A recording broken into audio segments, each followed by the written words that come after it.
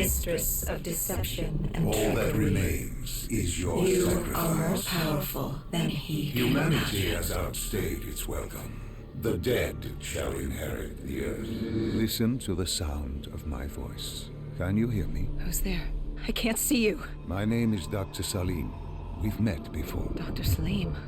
Where am I? You have fallen between the world of the living and the dead. The void. I'm dead? No, I can't be dead. Deimos, I have to stop him. And you still can. I'll explain as we go. For now, you must trust me. Think back to Coalescence. The start of your journey. The beginning. The beginning.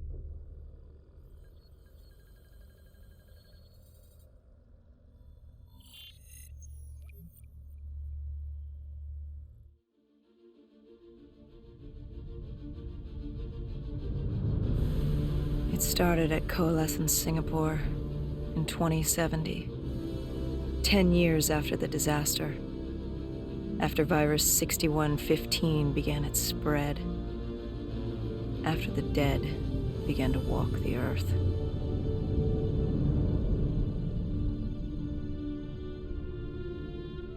We'd lost comms with John Taylor's squad, another undead extermination team. Dead killers, we were called. With our cybernetic augmentations, we were impossible to infect. We were trained to terminate the undead.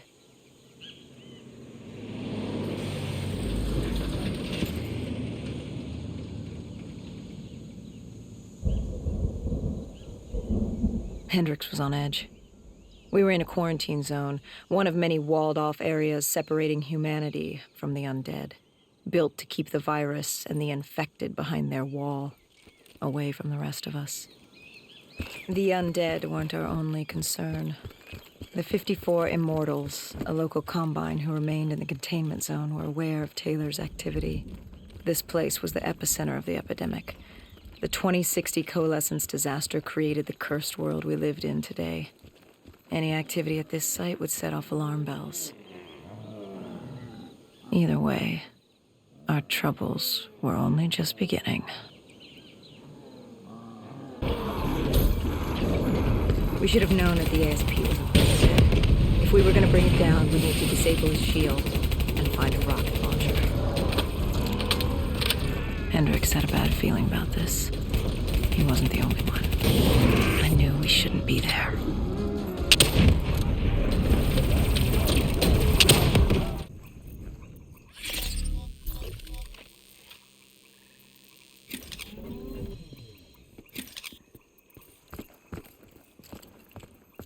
Coalescence. Enhance yourself for a better tomorrow. They'd been the forefront of technology, always wanting to improve the individual, the future of you. What happened? What went wrong? The Coalescence disaster happened. Virus 6115 spread throughout Singapore and strains popped up all over the world.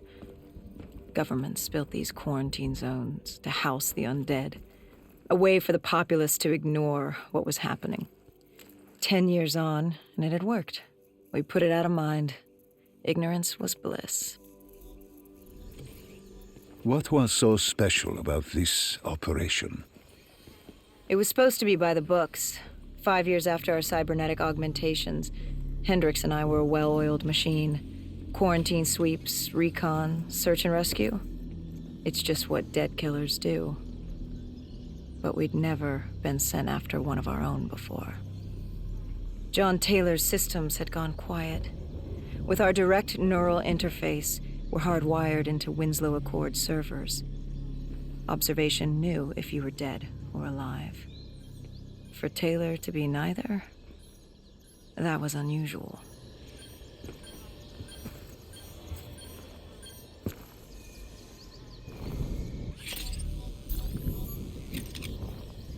We located an EMF source and uploaded it to Central. It was a 54 Immortal audio log, detailing unusual activity coming from the server room at the lowest level of the building. It couldn't have been more than a week old, probably why Taylor's team had been sent to investigate. Hendricks activated a recon drone to scan for life, we picked up a signal coming from far below. As we stood there in the atrium, I felt like Alice. And we were about to jump down the rabbit hole.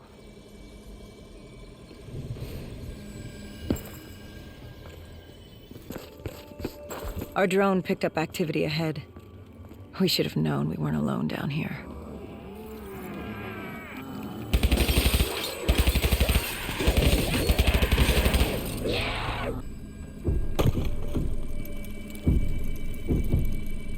When man fled the virus, they left behind thousands of active robots.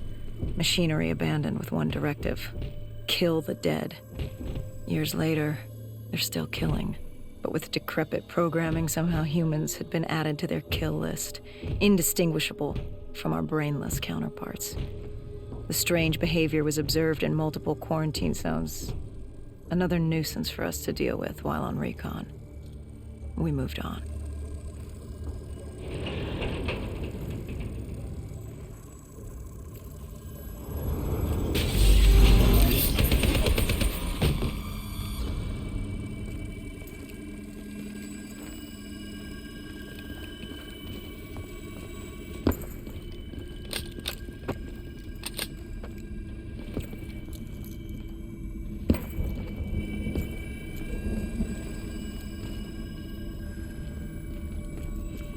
We reached the silo's floor, but the signal came from lower still, below Coalescence.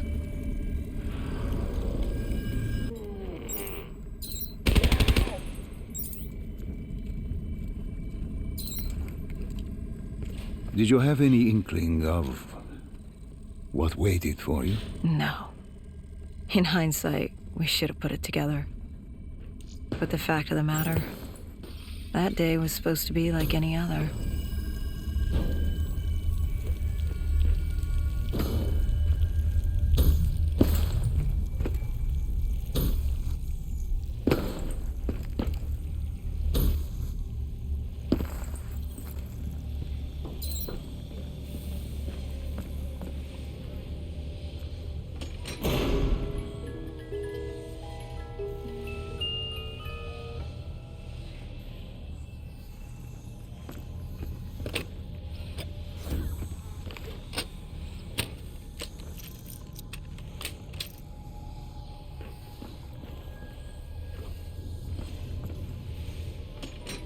What did you find below Coalescence? A CIA black project. Project Corvus. Unknown to the world, and unknown to most people in the know. As off the record as it got. A redacted footnote in Langley's history book. Part of me wishes we just turned back. Why? It would have been easier. For me. For Hendricks. For the world. Is it such a bad thing? To want to be blissfully ignorant in the face of daunting adversity? We didn't have a choice. Those who find fate thrust upon them rarely do.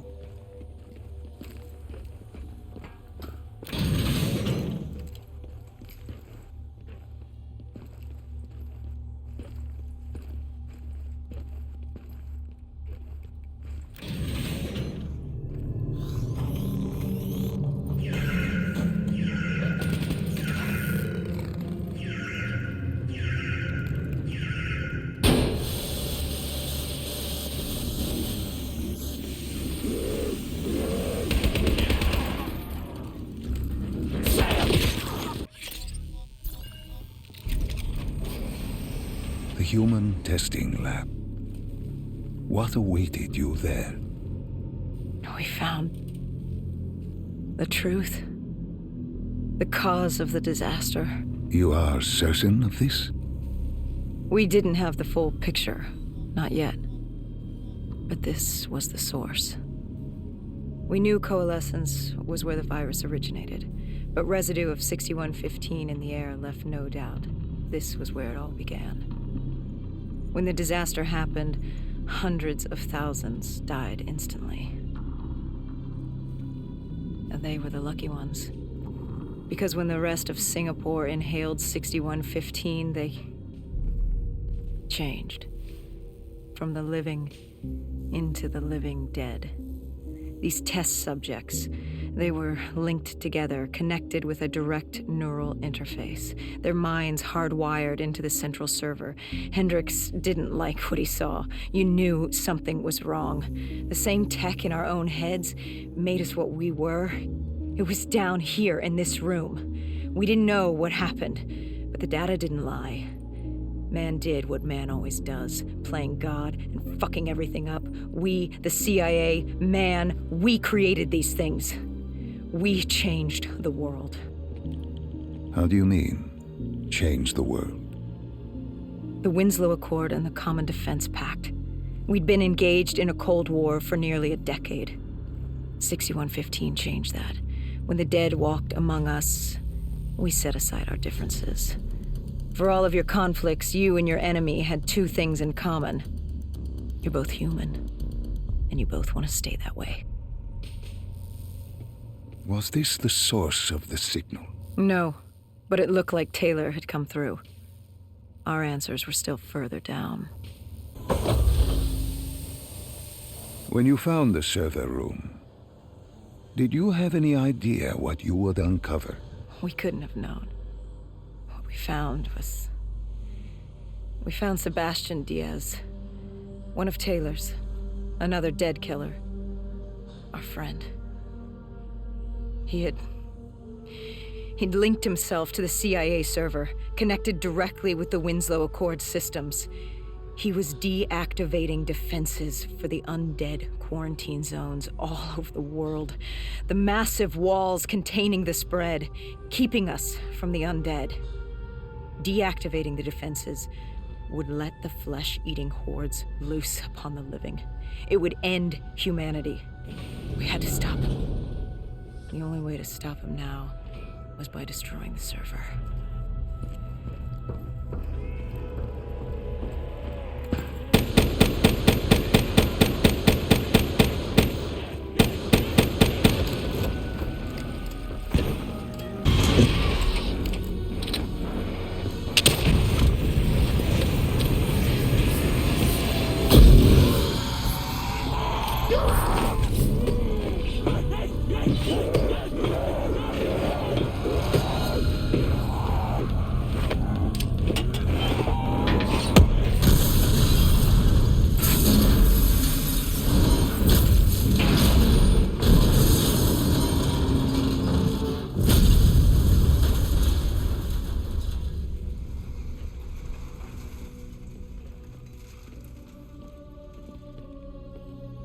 You killed him.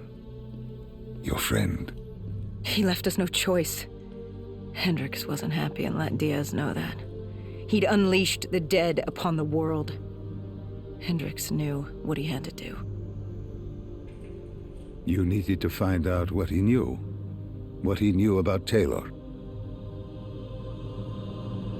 Interfacing with Diaz and accessing his memories was the only way to find him. Knowing what you know about DNI, interfacing would surely kill him. That didn't matter. We had to know. Had I known what it would do to Hendricks. From the interface, Hendricks learned Taylor was trying to get out of Singapore. There wouldn't be much time before we'd be too late. Tell me about the name. The name Hendricks learned. The name. Deimos. The demigod of dread and terror. Hendricks, myself, we had no idea what it meant, but Taylor's team was obsessed with it. But more importantly, we learned our arrival on site wasn't a secret. We had company. Go Julan, leader of the 54 Immortals. The Winslow Accord had no quarrel with them. To their credit, they had no idea we were down there. Had they known... Well, I'm not sure things would have gone any differently. The Immortals had worried for years about another outbreak. This was the final straw, and contamination was a risk they weren't willing to take. They blew the supports and let the ocean flood the building. We needed to haul ass and get the hell out of there.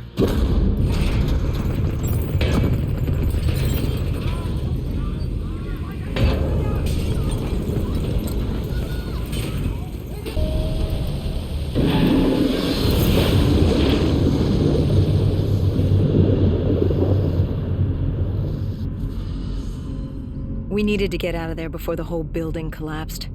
Hendricks had an idea. Flood the lab and let the water pressure jettison us out. Our lungs could take it.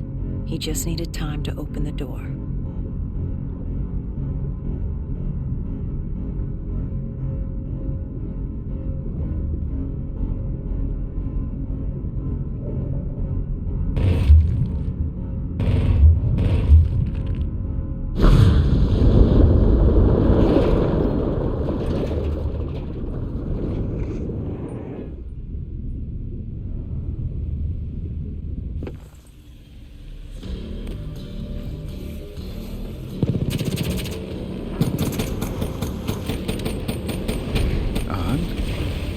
And what happened then? We got through it. We survived. Taylor's team was making their way out of Singapore. But we weren't giving up that easy. We still had a chance to catch up before the quarantine zone collapsed entirely. We couldn't make sense of what they'd done. Their motivations, their actions. There was no way to explain it. At least not yet. To figure that out, we needed them. And we also needed to get the hell out of Singapore. That was the day everything changed. That was the beginning.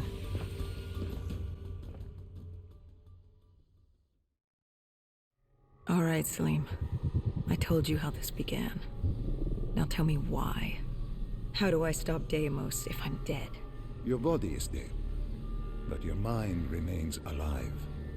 I'm connected through your direct neural interface in your subconscious. To save humanity, you must open the portal. With your body gone, the only way to do this is to train your mind. Train my mind? Relive the events preceding your last. Only then can you alter them, change them. Now this is insane. Let me show you. Think back to when you first met Taylor.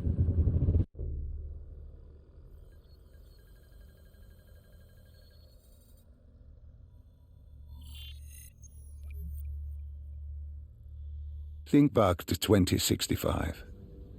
You're on a train in Switzerland. I'm heading toward downtown Zurich. On Taylor? That's him. Commander John Taylor. The first dead killer. The definition of determination. I was a rookie then. Fresh blood. There weren't many of us. There were more rumors about our division than actual recruits. They said we were engineered to be immune to 6115. That we couldn't get infected. This was your first mission? Yes. 5 years after the outbreak, most cities had at least one containment zone. But Zurich managed to stay outbreak-free. Now someone wanted to change that. Wait, this feels wrong. This can't be right. This can't be real. How are you doing this? I am not doing anything. This is your mind. I'm the passenger, you're the pilot. But tell me, do you remember the train exploding? No! Stop! Make it stop!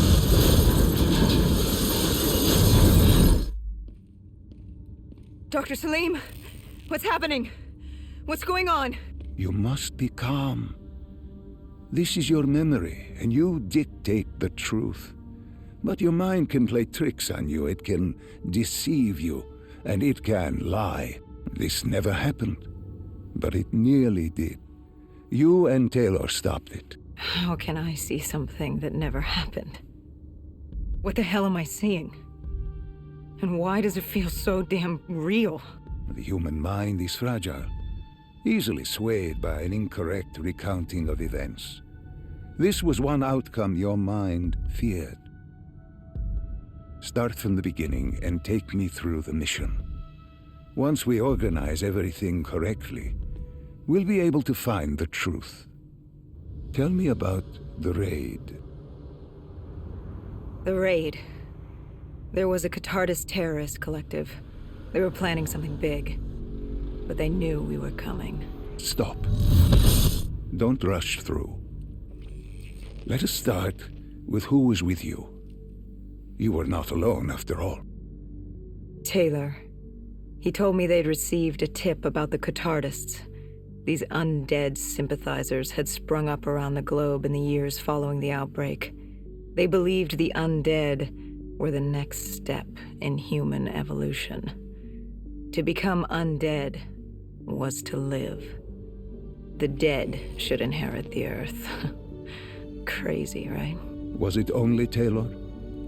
Was there anyone else? Sebastian Diaz. The man we saw at Coalescence, who would disable the undead defenses. Back then, he was Taylor's second in command. He would take point on the raid. Hostile encounters were expected with the undead, but that didn't seem to bother him. They were so relaxed. The dead threatened Zurich. They were fearless. Didn't take away our own fears. If I was gonna learn my shit, it would be on the job. This mission was my training. For him, it was just another day in the life. Business as usual. And business was booming.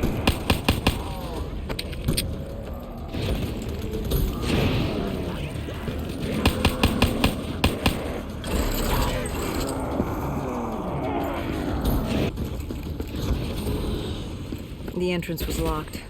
We had to destroy a generator to get it open. That was around the corner, with more dead standing in our way. I had an arsenal in front of me, but Diaz made it clear. He told me to run point on the ground. He was curious to see me think on my feet. In a way, he was acting as your training. Diaz wanted me to earn the name Dead Killer.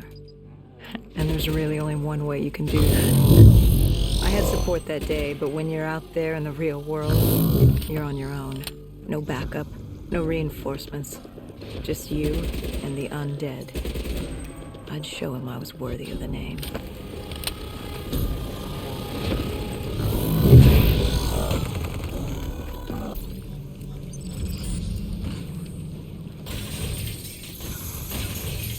Dr. Salim, what's happening? I can't... Stay with me. Come back to my voice. I can't. I don't understand. Tell me what happened. I don't know. I saw robots and they were ripping me apart.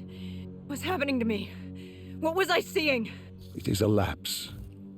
Your mind is wandering into the unknown. Your subconscious finding fears, dreams, doubts. Stay with me.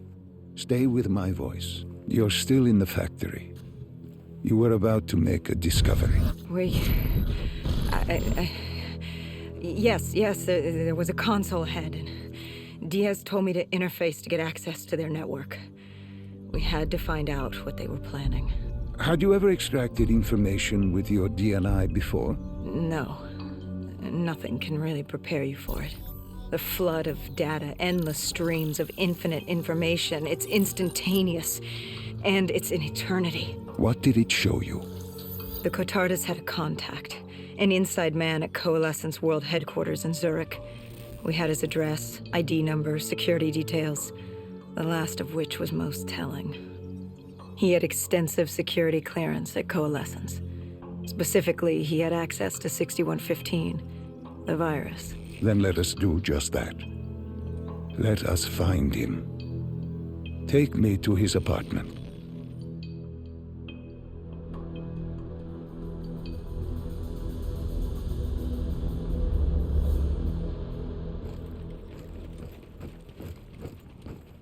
We were ready to breach, but it didn't go as planned. He was ready. I had to get after him. Our mark was going to release 6115 into the surrounding area. Remember, walk before you run. You weren't alone. Who else was there? Taylor? Taylor. Yes, he discovered our mark had just unleashed the virus into Old Town, turning civilians into the living dead. But Taylor didn't lead that day. No, he had Overwatch. He was our eyes in the sky. Sarah Hall, however.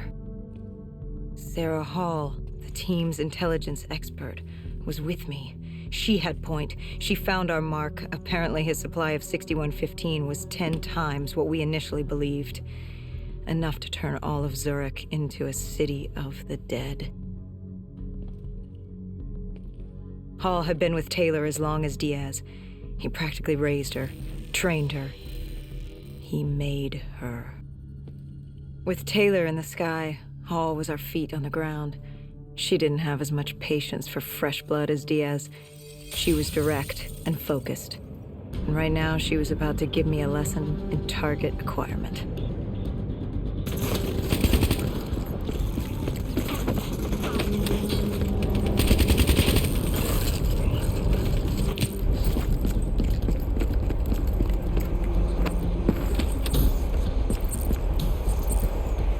What happened when you caught him? Our mark was bleeding out after that fall through the ceiling. Time wasn't on our side, and we needed information. So what did you do? I would do what Hendricks did in Coalescence. I had to interface with him, extract the information from his memories. You make it sound cold. You would be diving into this man's mind. A dangerous task. A terminal task. I know, but you have to make it cold. Detach yourself from the person. It was our first time performing this sort of interface, and Hall wanted to get that point across above all else. It's nothing personal because there is no person. They're not humans. They're databanks for pilfering. Even though it would kill him. Even though... It's ironic, really. Ironic? Hall teaching me how to raid a person's mind. It wouldn't be long before... Well, we know what happens to Hall. What I do to Hall. But we do what we have to do. This was the world we made. If we don't do it, if we can't sacrifice the individual, how do we protect everyone else? That is a heavy burden to press upon the individual. If not us, then who? This was what it was about. Being part of an undead extermination team. Being a dead killer. It's about making that sacrifice. Making the ultimate sacrifice. What did you find? What secrets did your databank have to share? The Cotardis group had set up shop deep in the subways. Whatever they were planning, the answers were there. Information that would stop the bomb. Save millions of lives. The greater good. Yeah. The greater good. Taylor joined us. If we were going to move on the subway, we had to act fast. The attack, whatever it was imminent. And your mark? What happened to him after your interface? He was gone. Dead.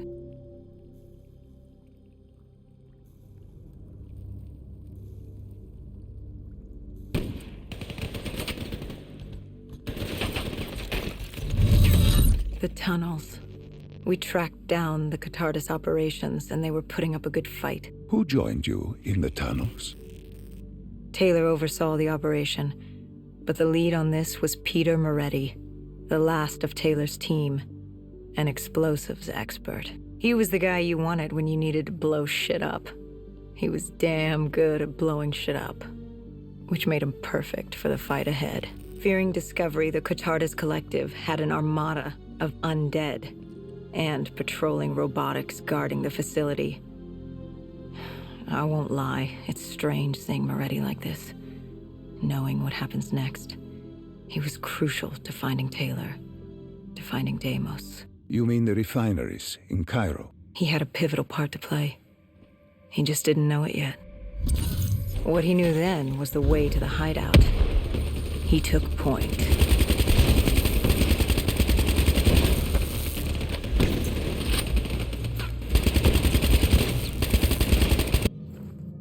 The Cotardis group had planted a biochemical bomb containing 6115 on a maglev train. They were going to detonate it in downtown Zurich. Their plan was to turn the whole city as we feared. Taylor said there wasn't much time, but I'd done good. For all the on-the-job training I'd been through, I'd done all right for myself. All that was left was to find the train.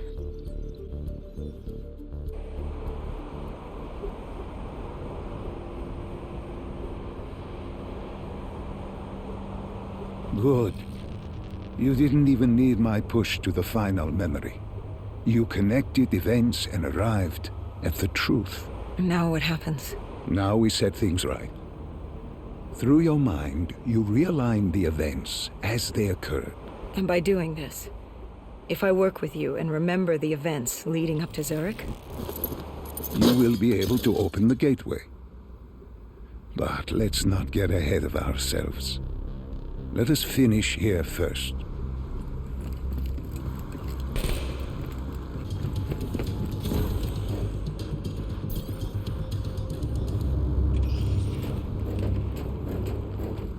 I found the bomb car. The whole thing was wired up, primed to blow. There wasn't time. I couldn't disarm it. So what did you do? Remember how we can't get infected? Some of the rumors about us were true. That's why I was there. Why we make the sacrifice. I used my cybernetic abilities to reverse the polarity of the train car and detach it. The car unleashed the gas. It's safely outside the city. And you lived? I didn't know I'd make it at the time, but I turned out all right. It wasn't the last time I cheated death.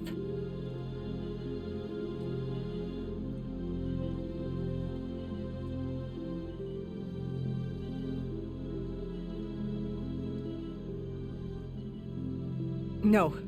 No. I remember this place. What are they doing to me? Dr. Salim, what am I seeing? Taylor? Why can't I move? You must let this go. Stay with me. Relax.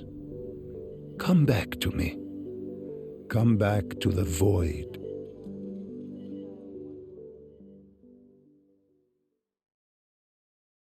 Can you hear me? Are you there? Yeah, I'm here. I'm back. I'm ready to continue. Good.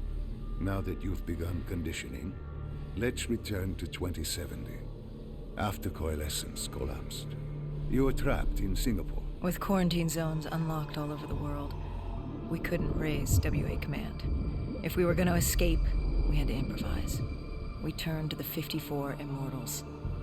They were dangerous and unpredictable, but they were no enemy of ours. Hendricks trusted them? What choice did we have? If we wanted out of Singapore, we had to go through the biodomes. We had to go through the Immortals.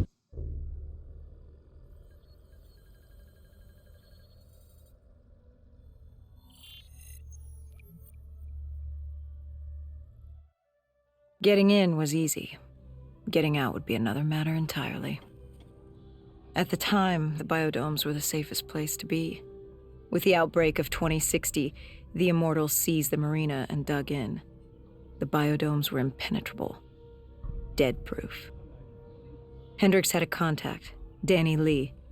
He was slimy as they come, but he could get us transport. Not only that, Taylor had beaten us out of the biodomes, and Danny claimed to know where he was heading. They had this information. Danny was convinced Gojulan had info on her central server. They were doing us a solid, really. But that didn't come cheap. They wanted food, water, weapons, reinforcements from the Winslow Accord. We agreed to their terms, with no idea if we could honor it. The Immortals were a people of their word, and quite efficient in punishing those who did not act the same. Danny was in a bad mood. The Immortals weren't exactly happy to see us. They knew our part in what had happened in Coalescence. Danny went so far as to accuse us of opening the containment zones ourselves. Hendricks persuaded him otherwise. But that didn't change how I felt. We were there. We had our chance to stop Diaz in the server room. You cannot blame yourself for what is out of your control. There were powers in play far greater than your own. Powers with far more control. You were a pawn in his game. You mean Deimos?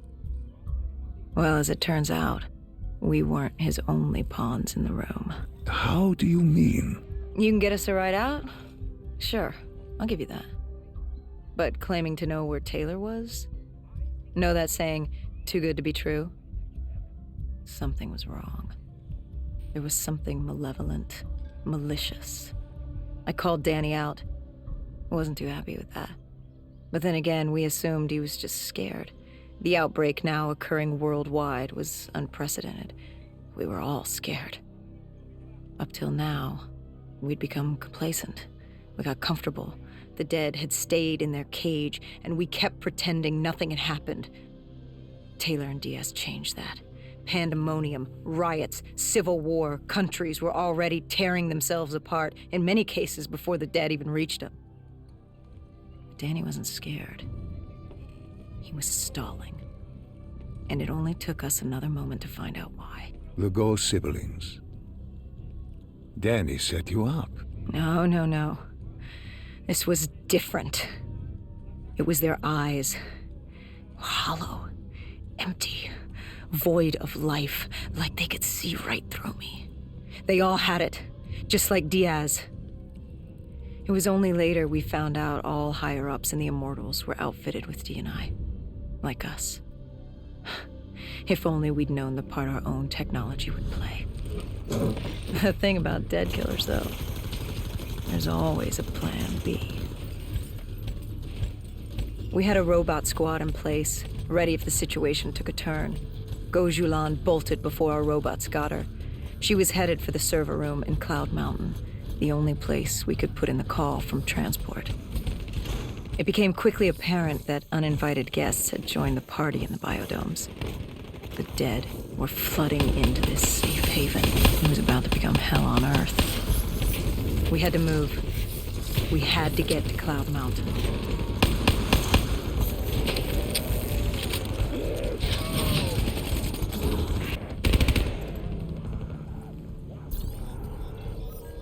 What happened in the server room? By the time we got there, Gojulan encrypted her hardware, locking us out of the central server. Hendricks stepped in, but we were a few seconds too late.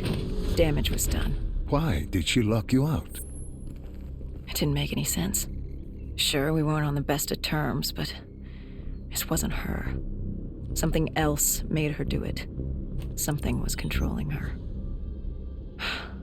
The encryption used a biometric hand scan. Hendricks tried to unlock it. But the Go siblings were smart. They'd set up an access system requiring both of their hands for authorization. And her brother was shredded with bullets back in the bar. We could hear the horde coming, and we only had one sibling.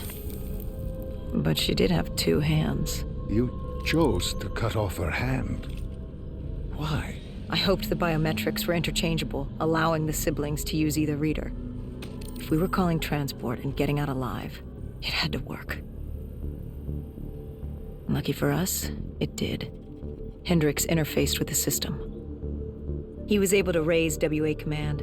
We needed a ride out ASAP. They had a VTOL a few minutes out. Rendezvous was set for the top of the dome. But Hendricks wanted to know what Gojulan had on Taylor. Anything, even the smallest detail, could be helpful in picking up his trail. That would take some time. And time was something we didn't have. Hendricks searched the archives. I dealt with the incoming horde.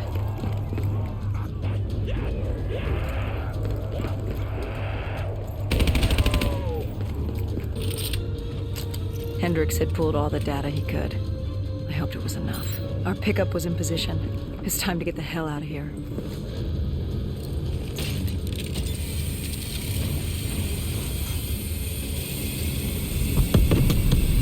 Our bird wasn't alone in the sky. Our VTOL had caught the attention of an old automated wraith.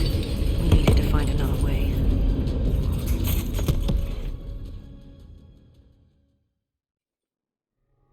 This wraith telling you. It was like the malfunctioning robots you found in different quarantine zones. The kind targeting anything and everything as an enemy. Just like that. Except on a much larger, more deadly scale. And this one was very interested in us.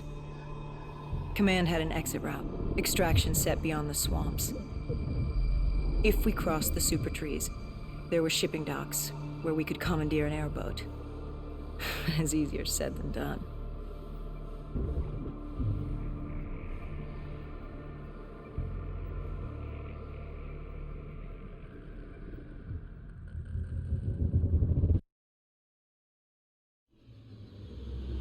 Between the flesh eaters and that wraith eyeing us, the super trees would be no walk in the park.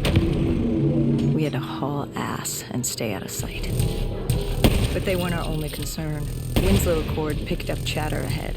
Apparently, we weren't the only humans using the docks to escape.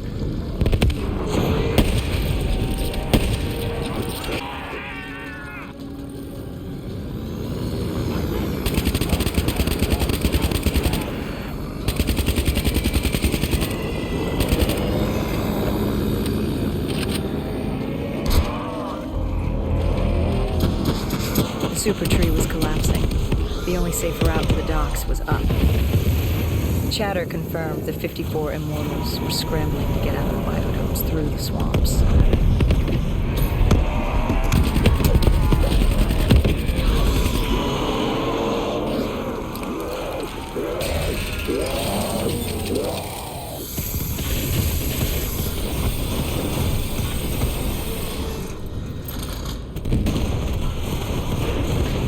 From the sound of it, they wanted us dead as much as the flesh eaters did.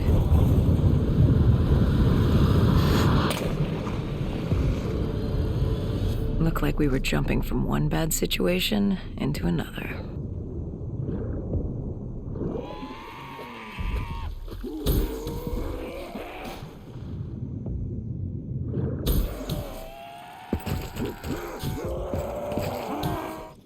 Hendricks commandeered an airboat and set the autopilot. We had undead on our ass, and more 54I ahead. And that rogue wraith wasn't done with us yet.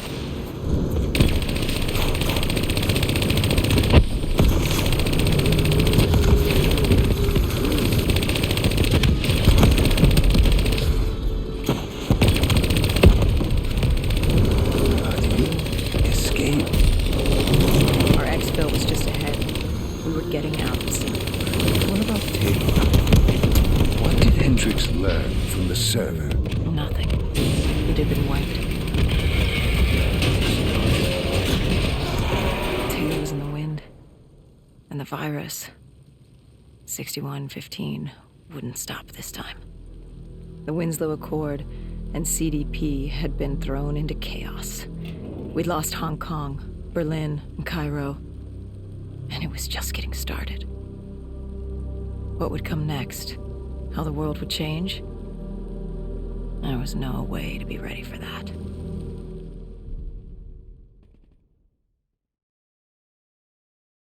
"5 years. 5 long, dark years. Opening the quarantine zones did exactly as we feared, and by 2075, what was a contained situation gave way to anarchy. Humanity's numbers had been reduced to a few hundred mil scattered across the globe. The undead had risen to 7 billion. Taylor was in the wind, a faded reminder of our inability to stop Armageddon. There was still a Winslow Accord kill-on-sight ordinance in place, but he was a distant memory, until the aquifers. We were on a routine bombing run outside Cairo. Our orders were to bomb the dead into the next life. Our target was a Cathartus colony. They'd taken over a refinery. It was a well-armed facility protecting them and the dead they worshipped. Top priority was to cut off their comms and leave them in the dark. But first, we had to clear out their defenses.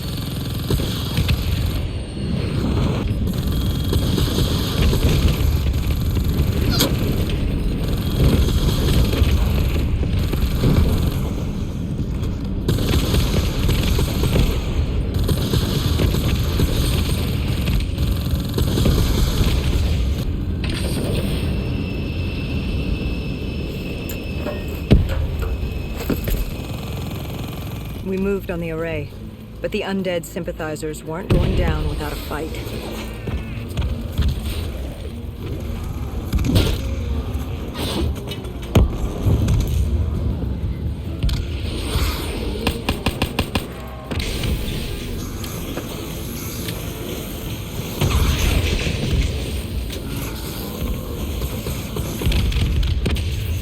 The station disabled, we had to get back to our bird.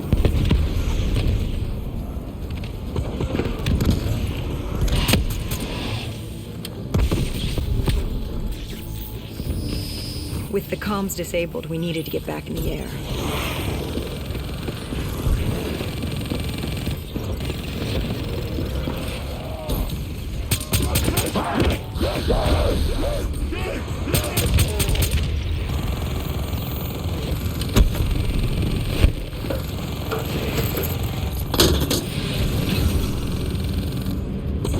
With their comms jammed, the next step was to breach the control room to take back the facility. There was access ahead. I just needed to get through the flooded room in front of me. Our support detail insisted on coming with. When you were swimming, something went wrong. Our D&I... There was a malfunction. What did you see? I saw... I was drowning. I thought I heard... This is not your time. Get back up. Do not trust him. Everything is not what it seems. What did you hear? Nothing. I couldn't make it out. Get up. Then I woke up. Someone pulled me out of the water. Someone saved me. Saved you? A guardian angel. Someone watching over me. My support detail. She got through somehow and pulled me out. She brought me back from the brink. She said it wasn't my time. My work wasn't done. I had to stop Taylor. I don't know how she knew. It didn't make any sense. Did you know her? This woman? No. I'd never worked with her before today. And yet she knew about Taylor. She knew about what happened. And you're sure she was there? What? Why? You think I made her up? You yourself said your D&I systems were malfunctioning. What? You gonna tell me I'm crazy next? I know what I saw. I did not make her up. I didn't fucking imagine her. Did she have a name? Of course she had a fucking name. The guardian angel. She said her name was Kane. She told me she'd help me get through this. She said we had to move. Control was beyond a server room ahead. If we were going to take the refinery from these dead sympathizers, we needed to clear it out. If we couldn't, it would be on to Plan B. Plan B? Plan bomb this shithole to hell.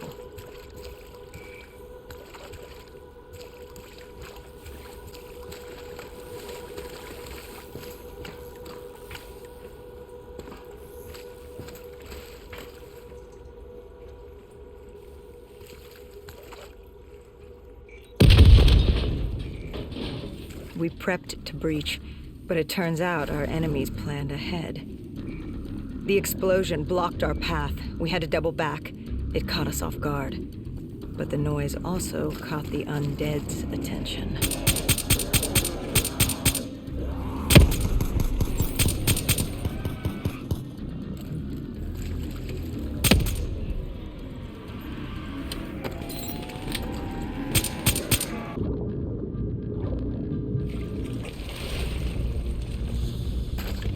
We regrouped with our allies. That's Egyptian Army Lieutenant Ziad Khalil, friend of ours. He was durable, seasoned. He defended his home through undead wars. He wouldn't go down without a fight. What was the plan? Khalil would move on control from the exterior. I'd sweep the dead from the air. Our guardian angel accompanied me. She told me the answer to finding Taylor was on this refinery. Why she thought that. How she knew that. It was surreal.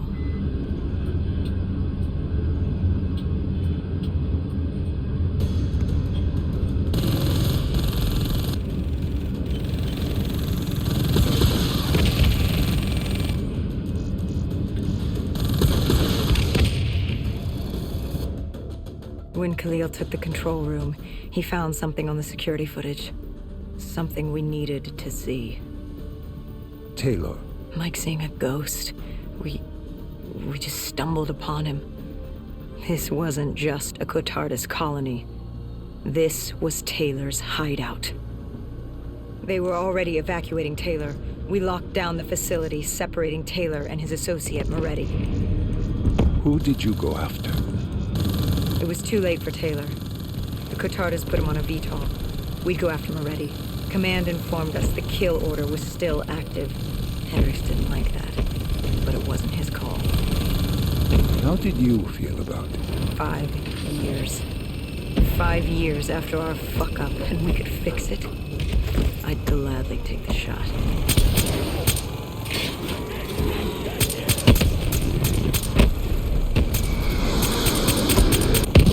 Moretti was just below us. If we were gonna get him, we'd need to take a shortcut. Shortcut? A leap of faith.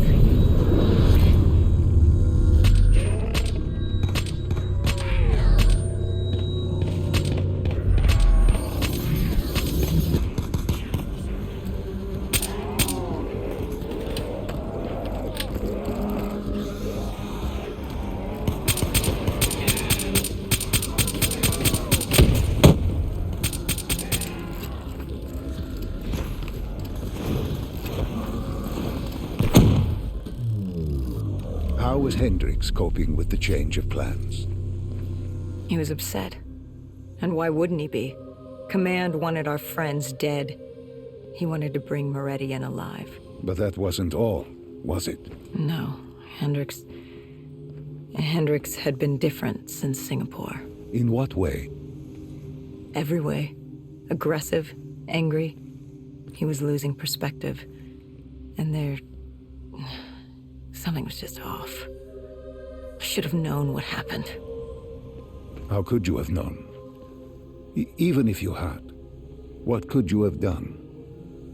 You seem so certain of his intentions. We all battle inner demons and our choices. Hendricks, Taylor. That whole team rose the ranks together, fought alongside each other. Little did we know one of his friends was watching us. Moretti had locked himself in the security room. Only way in was to cut the power. To do that, we had to overload the generators.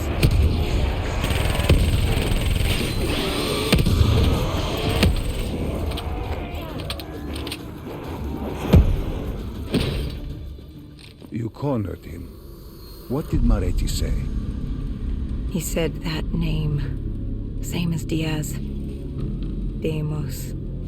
He said if I wanted answers, I had to find Damien Bishop, a man we both knew from a past mission. Bishop could help stop Deimos.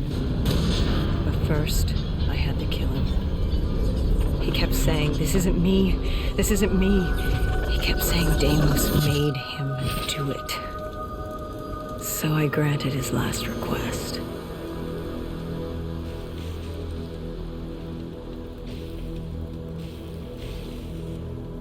I killed him as he asked. I did our job. It didn't sit with Hendricks. Can you blame him for his outburst? Hendricks was pissed because Moretti was our link to finding Taylor. A link I just severed and split open on a spike. And the guilt I carried all those years that I channeled inward, Hendricks channeled outward. At me. This was our chance to fix our mistake, and I fucked that up. Hendricks said I may as well have damned the world myself. I'd had enough. I knocked some sense into him. Sometimes it was the only way to get through. I told him what Moretti had told me about Bishop, Deimos, whoever the hell he was. The mention of Bishop got Hendricks' attention. Last we saw him was back in '65, 10 years ago in Ethiopia. How Bishop knew Deimos, we hadn't a clue. But we'd figure this shit out, and we'd do it together. But right then, we had bigger problems. The Egyptian army couldn't hold the refinery. Plan bomb this shithole to hell was a go. We had to get out of there. Now.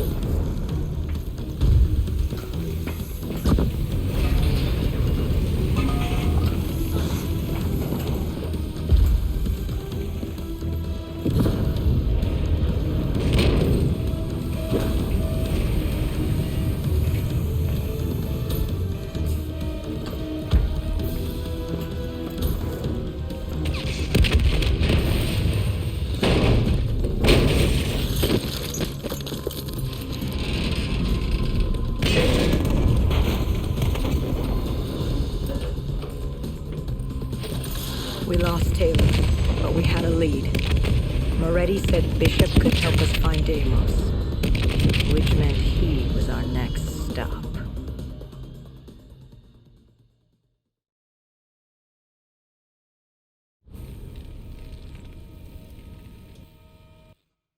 This bishop that Moretti mentioned, Damien Bishop, the man who found the cure. A vaccination to make 6115 victims human again. a cure. Did it work? It should have. Something was blocking it. Bishop had this theory. He believed somewhere there was an undead brain. A single creature controlling them as a collective hive. He believed that it somehow blocked the cure. We met him in 2065 when he made the breakthrough. News traveled fast. He and a few others were kidnapped in Ethiopia. It was a joint op with Taylor's team. We were to extract Bishop from a base overrun by the dead.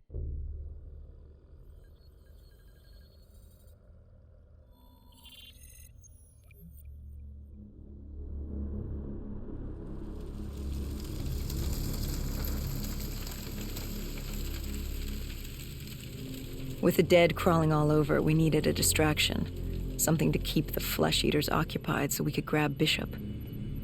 We weren't dead killers yet, so we had to be a little more creative. And lucky for us, there were plenty of NRC birds in the sky, and the NRC's dead system still worked. Laser cannons built to auto-target any hostile aircraft. So you created the diversion. And Taylor's team prepped extraction. Unfortunately, it seemed our cover wouldn't last as long as we hoped. The remaining NRC noticed the radio silence from air traffic control and had sent soldiers to investigate. Command set exfil for a satellite station off base. We reset the dead system to target one of the automated planes circling above. Turns out the undead have a thing for giant explosions, like moths drawn to a porch lamp. And all we had to do was turn on the lights.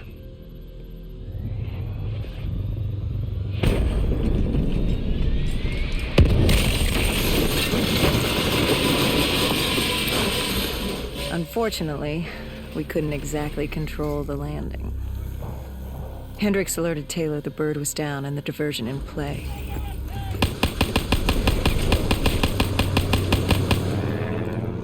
We took out the NRC and moved. Bishop was being held underground in the security station across the tarmac.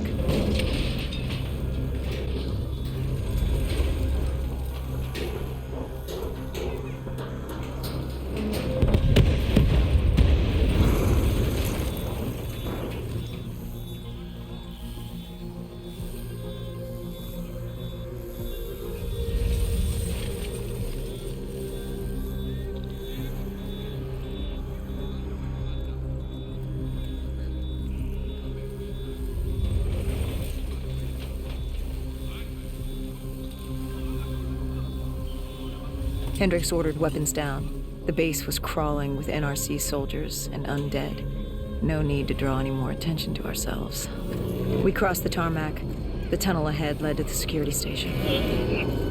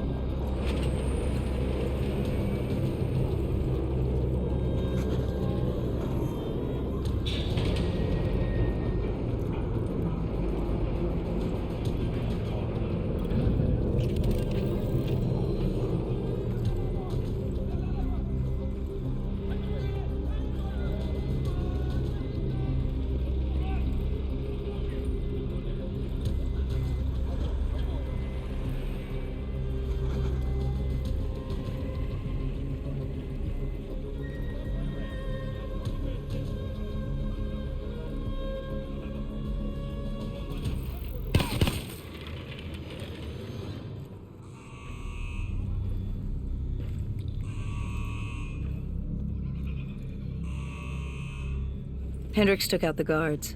I hacked into the system to find Bishop. Why were the NRC still at the base? It was being overrun. They needed the cure. They kidnapped Bishop's whole team and would do whatever it took to get their hands on it. They'd torture these researchers till the dead broke down the door and ripped them all to shreds if it meant they could save their people. It wasn't personal. It was self-preservation. With the secret out about Bishop's discovery, he'd become the most wanted man in the world. The NRC were just the first to grab him. It was every country for itself. Why do you think we were there? The Winslow Accord wanted the same thing the NRC did. You can't rationalize anything when you're put up against the wall. Nothing about this was rational. It was instinctual, animalistic, survival.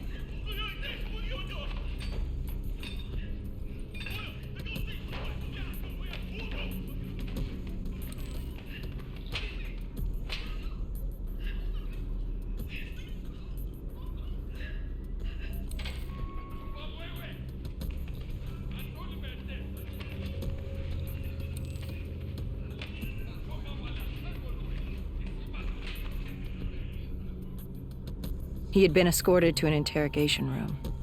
We had to hurry. Behind us was an undead army.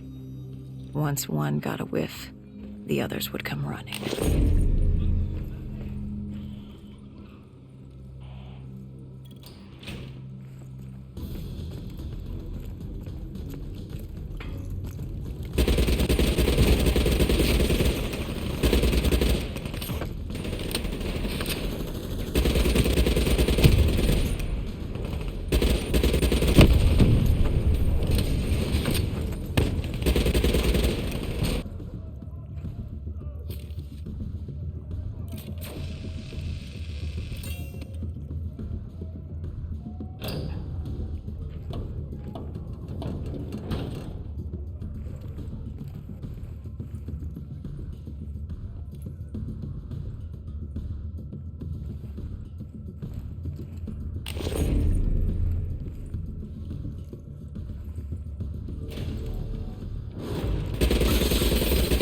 Hendricks told Bishop who we were and that we had to move, but Bishop refused to leave without the other researchers, his friends. Our instructions were specific. Bishop was our priority. We didn't like it, but Bishop refused to leave without them. It sounds like you were taking an awful risk. He said for the cure to work, he needed them. They weren't expendable. Technically, we were. In a way, you and the NRC were not so different in what you wanted and how far you were willing to go. Our method was different. Our reasoning was not. No one wants to sacrifice themselves to save the world. But you like to think if the moment came, you'd have it in you. Who was inside the cell? Lieutenant Zayed Khalil, member of the Egyptian army. Back in '65, he was a guard assigned to Bishop's research station. This was how we met.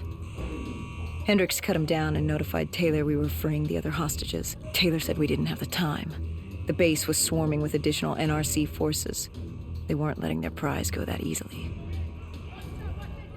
There was a tunnel full of hostile soldiers between us and our exit. A cargo elevator ahead was the only way to the surface. No telling how close the dead were behind us.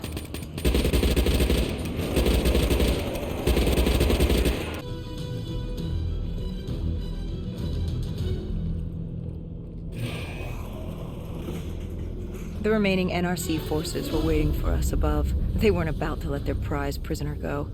If it meant getting the cure and saving their families, they were willing to die for it. And they weren't the only ones. We'd never seen dead killers in action before. To us, it was a spectacle.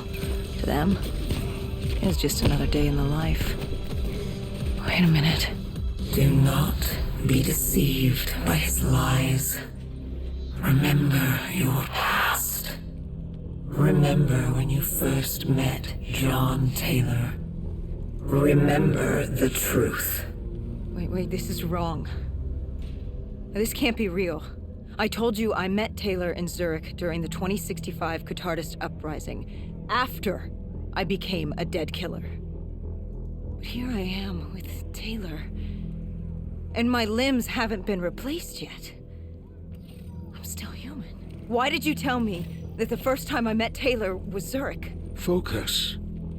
You need to complete this memory. What was Taylor's plan? We were still on for exfil, but first we had to blow the bridge. We followed Diaz. Both undead and NRC forces were converging on our position.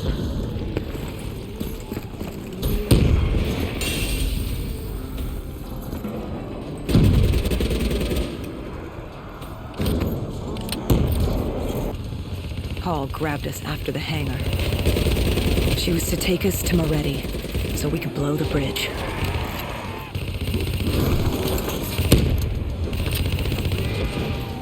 We could hear the undead screaming towards us.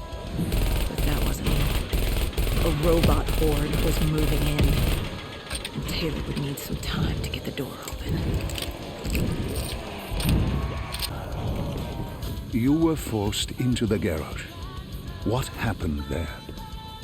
Hendricks wanted to go back and get the other hostages. Taylor said Bishop was priority. After all, he had the cure. The rest were just collateral. What did Taylor do? He volunteered to take his team to get the others. We were to take Khalil and Bishop to exfil.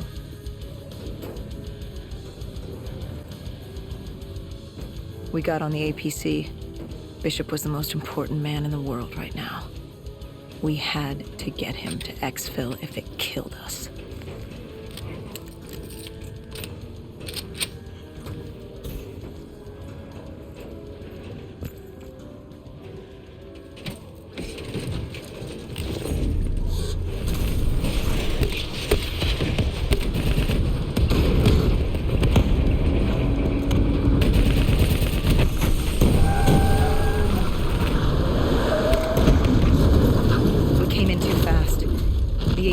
Spun out and crashed. Hendricks moved Bishop into position. The drone evac was inbound. Once secured in the drop pod, it would return to collect. We just needed to hold back the horde.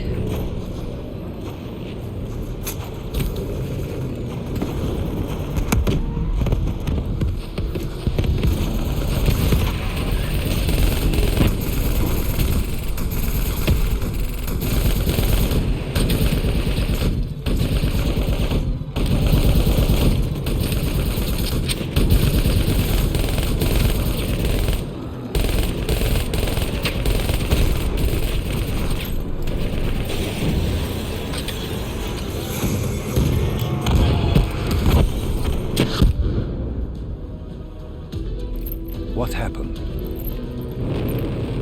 Airspace was compromised. They had to pull out. Bishop was priority. We were expendable. We heard Taylor on the comms. He was inbound and told us to hang on. No. I can't do this. I can't live this again. No. Please. I am sorry. You must. No, please! If you wish to defeat Camos, you must. To save the world, you must relive this. I should have died. I felt myself fade. It was over. That was the day I met John Taylor. That was the day I became a dead killer.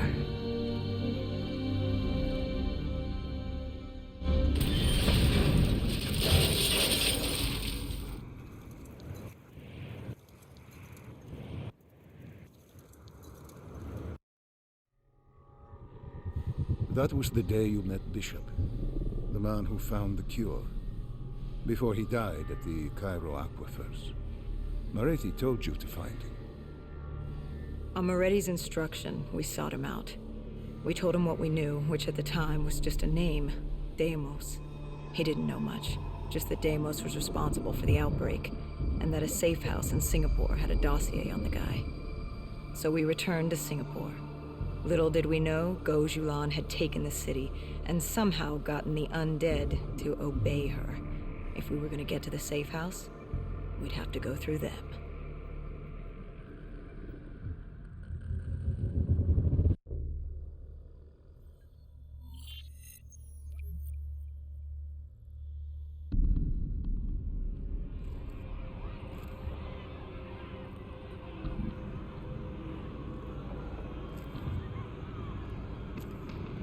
The vultures, sadistic scavengers, ravaged by atrocity and time, driven by fear and insanity. We saw their victims strung up onto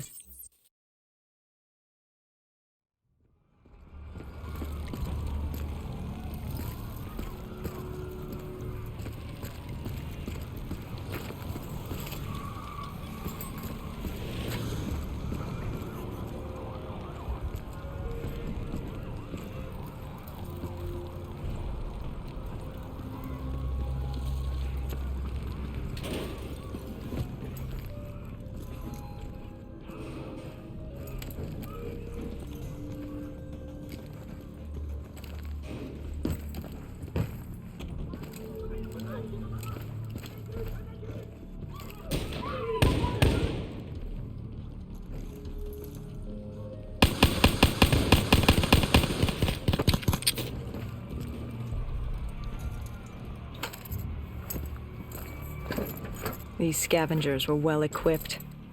I suppose that's what you get when you prey on your fellow man. We may do quick work with them.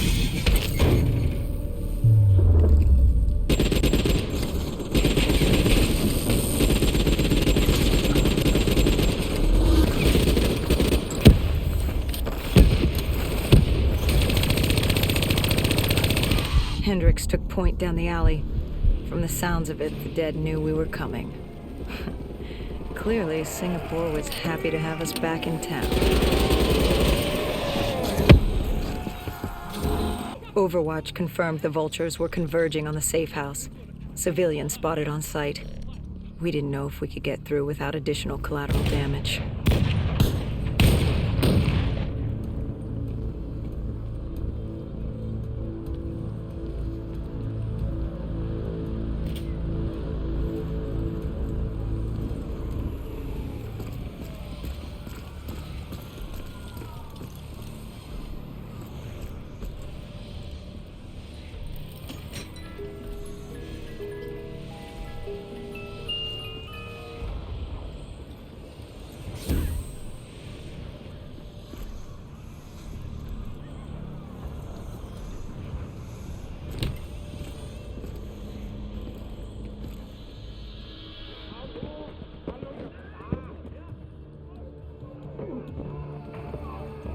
Curious, the vulture's behavior. Willing to kill the living and the dead alike without prejudice. Survival of the fittest at its most primal. They act with reckless abandon without thinking of the consequences. They had to know, the more they killed other humans, the slimmer their chances became. Don't think of them as humans. They're animals. Abandoned by any form of governing body, they dictated their own society. They were tribal, nomadic. In their eyes, man was as much a threat as the undead.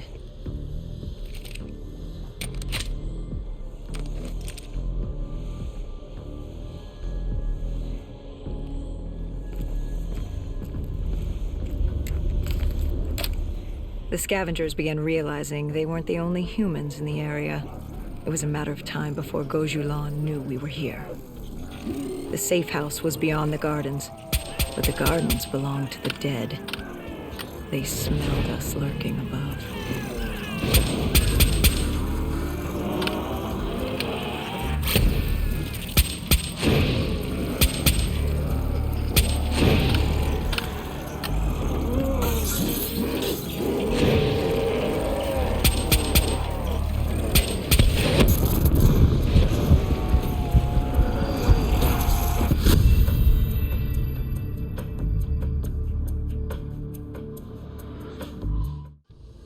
The scavengers began realizing they weren't the only humans in the area.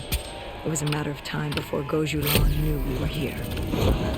The safe house was beyond the gardens, but the gardens belonged to the dead. They smelled us lurking above.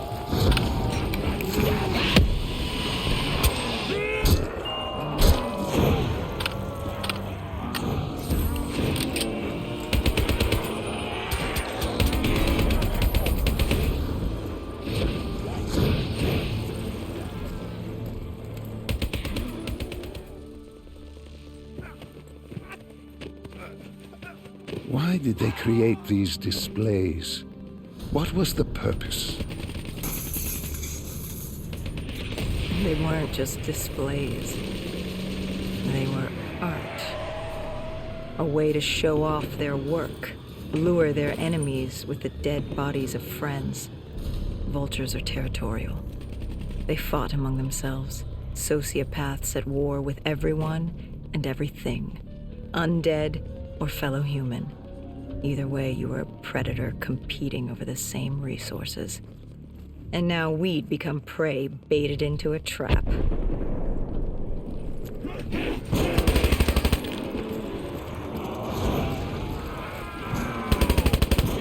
The vultures beat us there, set fire to the facility. Gojulan announced herself over a PA. She was inside, and she had a special guest waiting for us. We cleared the plaza. All that was left was to get inside.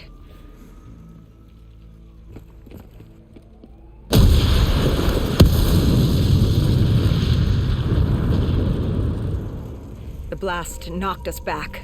We heard the building creaking. It could collapse at any moment. Hendricks thought we should stand down. It wasn't worth it. You pushed back. We needed that dossier. At this point, it was our only lead to Deimos. I told Hendricks to call in exfil. I'd take the safe house. Bishop had told us the document was hidden in the panic room within the facility. Who was in the panic room? Her. Kane. Our guardian angel. Someone had beaten the hell out of her. Gojulan. She was there for the same thing I was. The same thing our friend was. The dossier. Do it. Kill her. Kill his host. Prove yourself worthy. Did you kill her? I struggled. Panicked. I acted in the heat of the moment. And the file on Deimos? Most likely it was reduced to Kindle. Gone.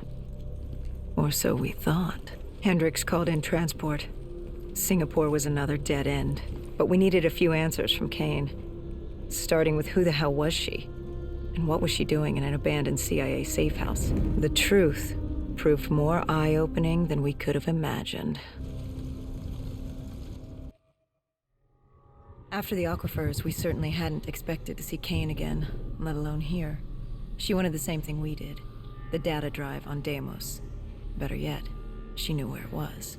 It was moved from the safe house to a CIA black station in the quarantine zone. Did she say why Gojulan was trying to kill her? It wasn't Gojulan. Julan was a puppet of Deimos, and Deimos wanted Kane dead. Guess he didn't like her very much. Did you trust her?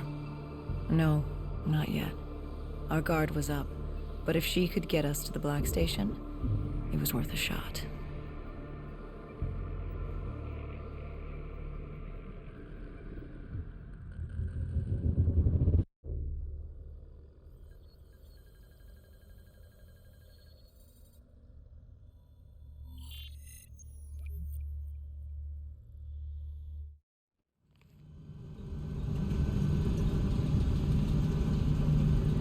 The Singapore quarantine zone.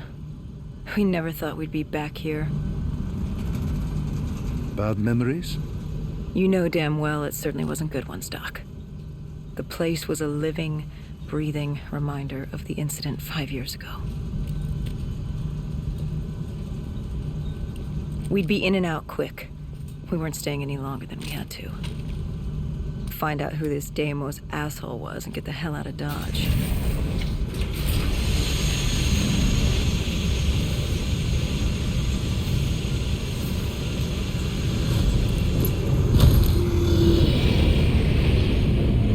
Kane said the data drive on Deimos was encrypted and separated into 2 pieces.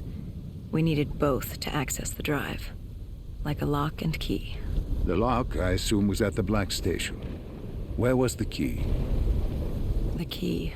That was down by the docks. Undead Central. Heavy hostiles. We brought a DNI-equipped micro-missile launcher. Couldn't be too careful.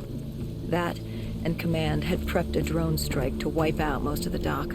But with the high winds from the incoming superstorm, well, no guarantees it'd work. We grabbed our spike anchors in case we needed to be nailed down. After the docks, our rendezvous with Kane was set for an abandoned police station. Hendricks took point.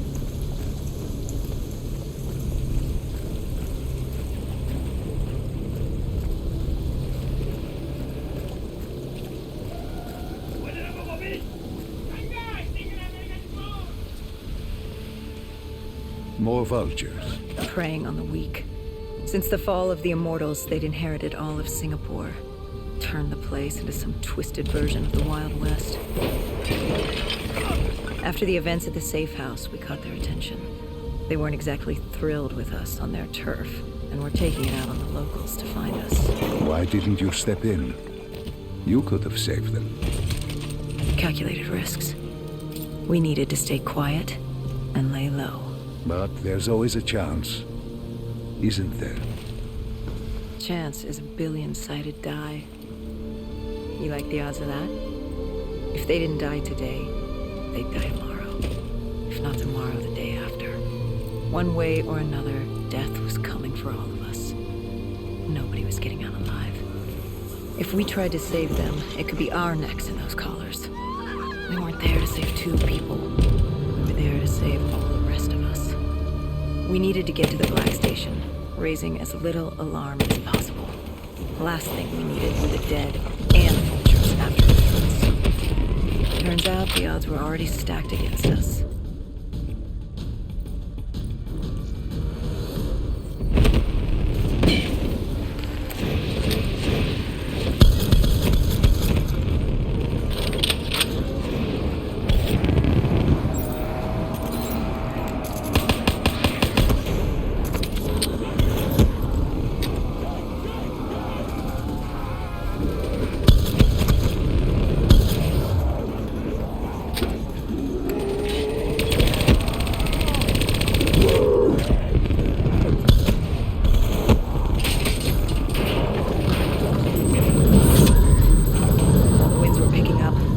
Storm could hit at any moment.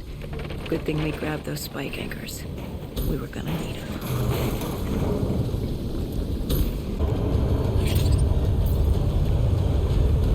We secured the first part of the drive and uploaded the information to Kane. Hendricks moved to sweep the wheelhouse. The howling wind told us we had to hit it fast and quick.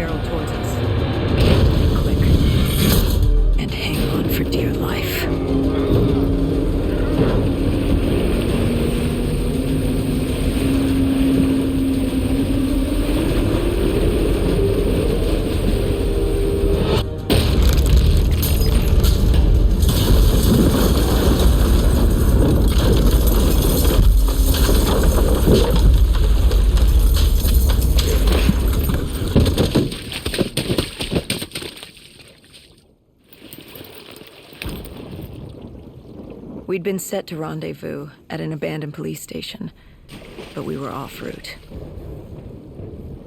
We cut through the flooded subway to save time.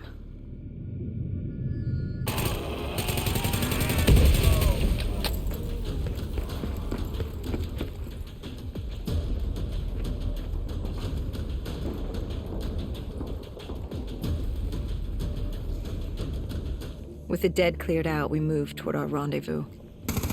Turns out we weren't the only living things in there.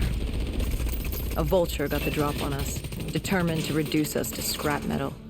He'd hit a big payday with us cornered. You were a payday to him? How so? We were dead killers. You break us down to spare parts, you can fetch a pretty penny on the black market. But you were there to fight the dead. You were an ally. Maybe in 2070, when we were the saviors of mankind. By 2075, everybody wanted a piece of us. This guy would have gotten his share, too. But Kane did her part to make sure that didn't happen. She was well trained. Was she CIA? Winslow Accord? She was just someone who was always in the right place, at the right time. Before we could move on the Black Station, we had other problems. What had gone wrong? We hadn't taken the scavengers into account. They'd figured out they had dead killers in their midst. Kane told us they had a comms relay ahead. If we scrambled them, it could lead the vultures away from the Black Station, at least long enough for us to get what we needed. So much for maintaining a low profile, I suppose. What did I tell you? The thing about dead killers is there's always a plan B. You don't create the problems, just the solutions. You adapt to what's thrown at you. Adapt or die. Yeah.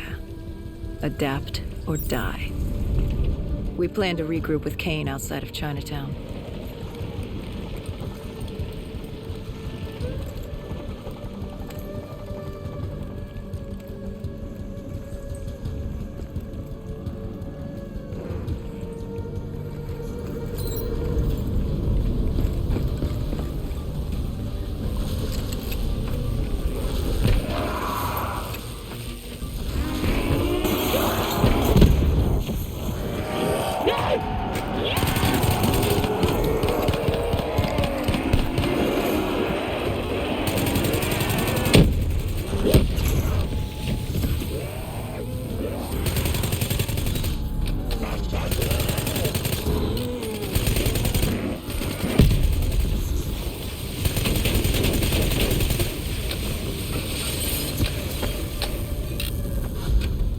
With their comms scrambled, we had one less nuisance to deal with at the Black Station.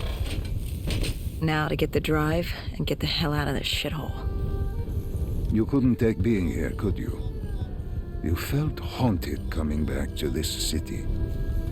The feeling had latched onto me at the safe house. Like I was being watched. Something had their eyes on me. Something? Not someone? And I just felt something pulling me, guiding me. I couldn't shake it. Our rendezvous with Kane was just ahead.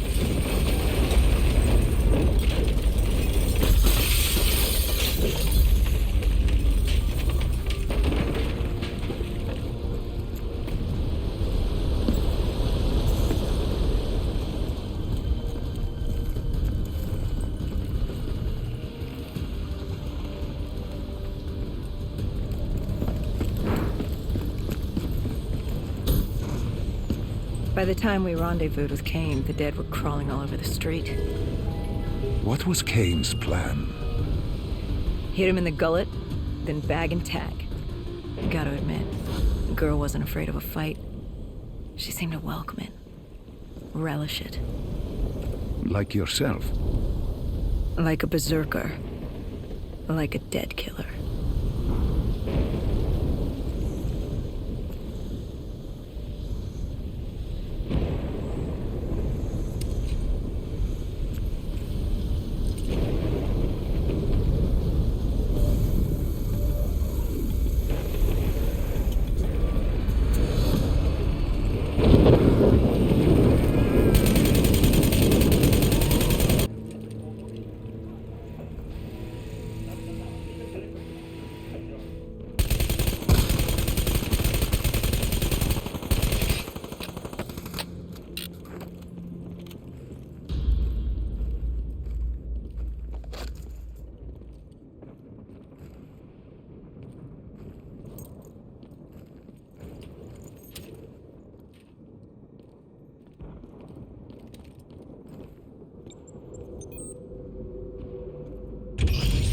What did you find in the Black Station? Slaughtered CIA staff. We weren't the only ones looking for the data drives. It was a gruesome scene. Kane quickly assembled the drive. What did you learn? Did you find the information on Deimos? We found a dossier. A diary, really. A living testament of what happened 15 years ago, and in the years since. It explained Project Corvus, a CIA mind control experiment. These scientists had combined two ancient biochemical compounds, Nova-6 and something called Element 115. They fused them together, created a chemical cocktail, and injected it through their test subjects' DNI. They wanted to control them. Control them? Those corpses, below Coalescence in Project Corvus, they weren't patients. They were prisoners, the criminally insane. The scientists believed they could make them well again, make people better. But instead, they opened the gateway. A gateway to Malam. It's another dimension filled with absolute evil. It sounds crazy even saying it now, but they opened it not realizing what they'd done, and they let him through. Deimos. Deimos, demigod of dread and terror. He caused the Coalescence disaster, unleashed 6115 upon the world, creating the undead that roamed the earth. There were details on Taylor's team. They were working for Deimos. Helped him trigger Armageddon. There was also other information on his sister, Dolos, demigoddess of trickery and deception. Deimos, he didn't like her very much. And the researcher? Did he have a name? Who wrote this document? Yes, it was... Wait. Holy shit. Dr. Salim. It said Dr. Salim. It was you. You wrote the dossier on Deimos. You were the man behind Project Corvus. Why didn't you tell me? You created Project Corvus, wrote the report. You pulled me along like you had no clue what I was talking about. If I had told you, the impact would not have been the same. You know that. That you could not recall is no fault of mine. After the Black Station, we had to find you. Find out what you knew. I was in Cairo at the time. Your friend, Khalil. He brought you to Ramses Station, humanity's last holdout in Egypt. We knew who Deimos was, where he was from, but we didn't know why. He'd taken over the world, but to do what? To find out why, we had to talk to you.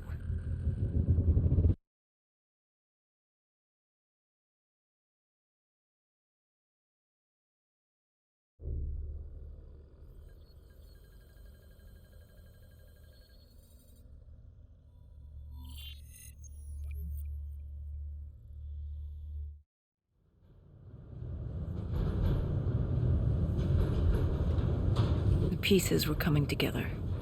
Virus 6115, Taylor's team, the undead, it all came back to Deimos. All we needed was you. Hendricks was unhinged. The idea his friends betrayed mankind to help a demigod. The concept alone was insane, let alone his friends' involvement. Kane was in it to the end. By now, she was as obsessed with stopping Deimos as we were. We weren't ready for Cairo, no matter what we thought. This place. If there was ever a place that was hell on Earth, this was it. It wasn't just the city. The entirety of northern Africa had fallen to the undead. The walls were covered with memories of the dead, those taken by 6115. Lost to this wasteland, the desert for the undead. It was the last place on Earth you'd want to be. But you chose to hide there. Why? For that very reason. I hoped no one would come for me. Why? What were you running from? From what you sought. Deimos. Khalil was waiting. He was holding you in an interrogation room. How was Khalil? Happy to see you. It wasn't a warm welcome. As far as he was concerned, We owed him one for grabbing you. More than a few men gave their lives to bring you in. He hoped it was worth it. He was angry? He was tired. Tired of fighting a losing battle. Khalil was a realist. He'd fight to the death for country. But he knew what was coming. And what was coming? Extinction. The undead changed everything. The NRC were hit first and hardest. We saw that in Ethiopia. The damage done by the dead didn't even take into account what the water wars did. When the continent dried up and the Nile River Coalition took war to Egypt over the Nile, the last water supply. They were so busy fighting they didn't realize it, too, had dried up. But the rise of the undead? How do you fight an enemy that doesn't need water? Khalil's rage wasn't misplaced. It wasn't personal. He was just barely holding on. What did you hope to learn from speaking to me? How to stop Deimos. Everyone has a weakness. The whole base was on edge. You could feel it in the air. The dead were moving on Ramses. An assault was imminent. Khalil didn't know how much time we had with you. Hendricks demanded to know why we weren't informed. How did Khalil respond to his anger? WA command was down. How was he meant to get his message through? Besides, they still had their dead system. They used to knock enemy aircraft out of the sky, but now they were used to eviscerate the undead. If any came too close, the laser cannons would take them out. Khalil led us to interrogation. He warned us our time was limited. No telling when the dead might attack. But if we could get answers out of you, maybe we could find a way to fight back.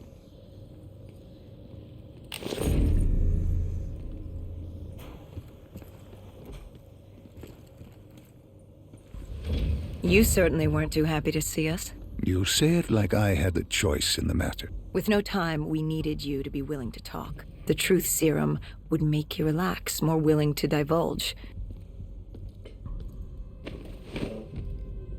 Hendricks told us to take a walk.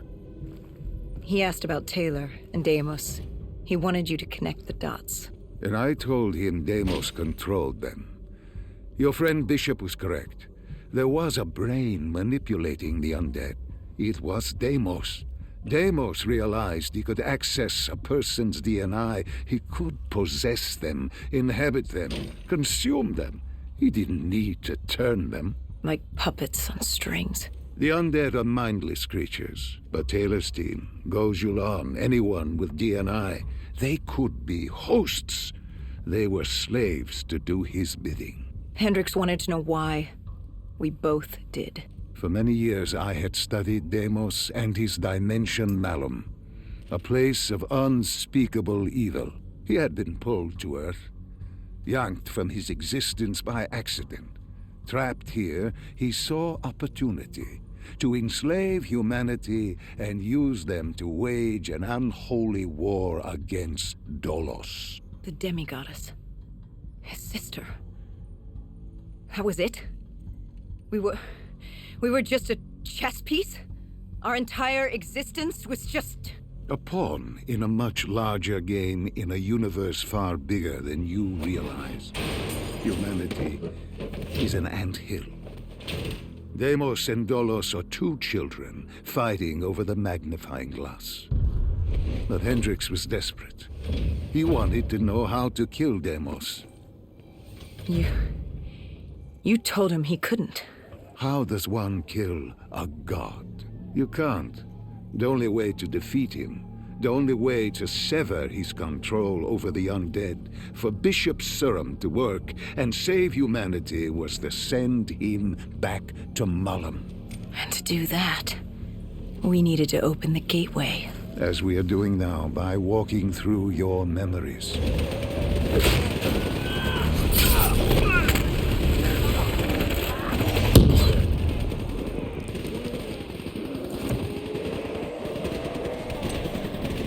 The assault on Ramses was beginning.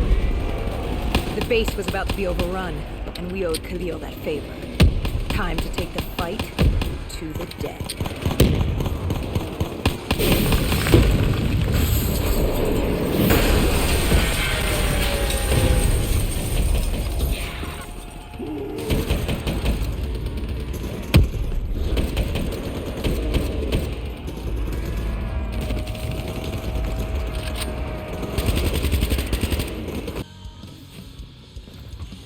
weren't ready for the station assault. I don't know how the dead got in, maybe an abandoned tunnel, an infected civilian, or maybe the vultures let them through. But at the end of the day, it didn't matter. Egyptian army came over comms. They'd never seen a horde this size move on the station. If we had any chance to stop them, we needed to reinforce the eastern checkpoint, a narrow passageway the dead would need to traverse to reach Ramses.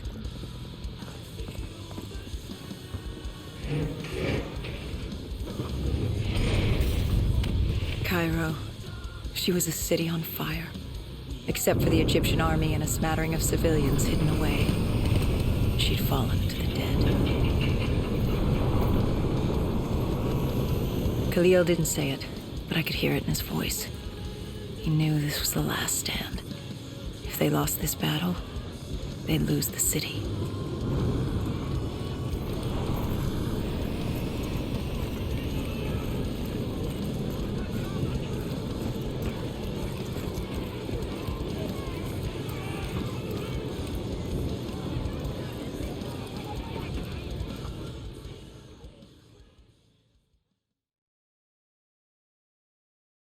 What was Khalil's plan?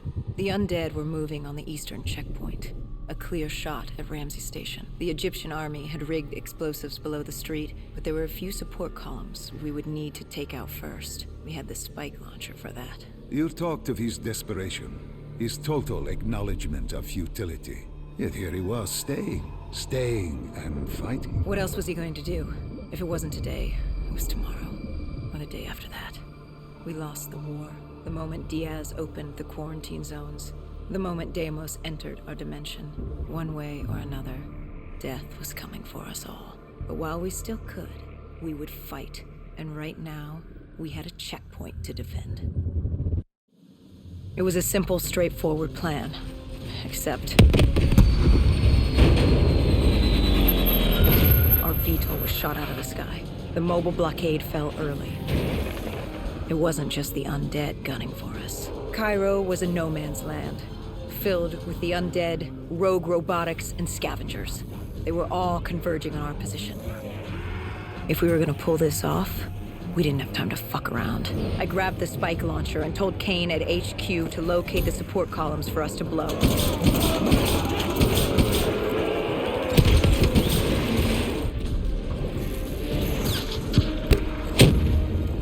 Our triggerman got hit. I had to get up there and detonate.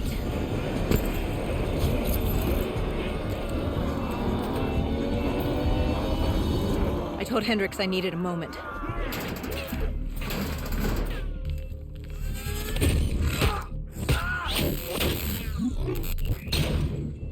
Good thing Hendricks still had our back.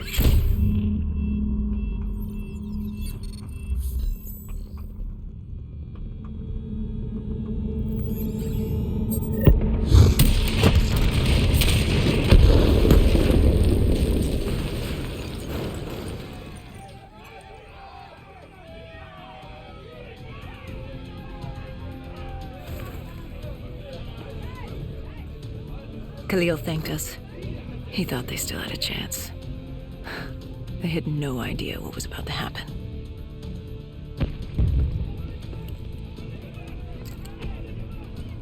Egyptian Army Command came over comms. A scavenger had blown a hole through Sophia Square, and the undead were pouring through, headed for Ramses. I told Khalil we'd take care of the square.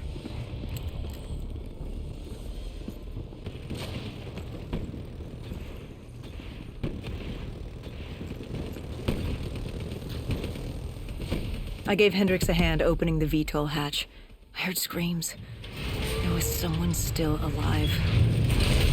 You went in to save this man? The odds of his survival could not have been great. You yourself said no one was getting out alive. Does that matter? I guess it was Khalil who changed my mind. There were so few of us left. If there was a chance, any chance, I'd take it.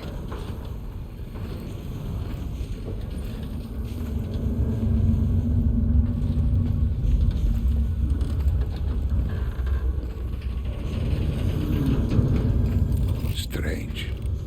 Even with all odds stacked against you, you tried to help this man. He clung to life without hope, and still you tried to save him.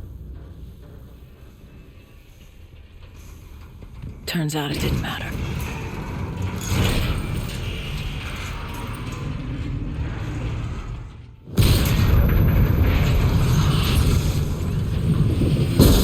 He didn't survive. It would only be a matter of time before he turned and joined the Horde. No time to stop and mourn. If I did that, I'd end up joining him. And we weren't going down just yet. Sophia Square was a total snafu. Undead, rogue robotics, everything in the kitchen sink wanted a piece of us.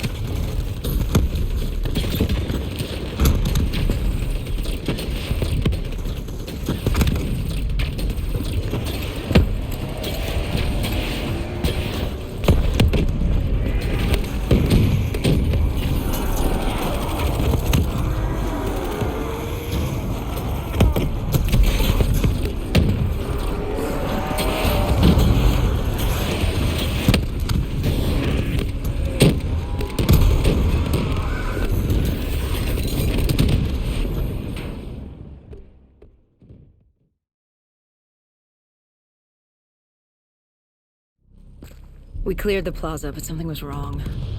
I could hear it. What did you hear? Nothing. And that was the problem. It took us a moment to realize what had happened.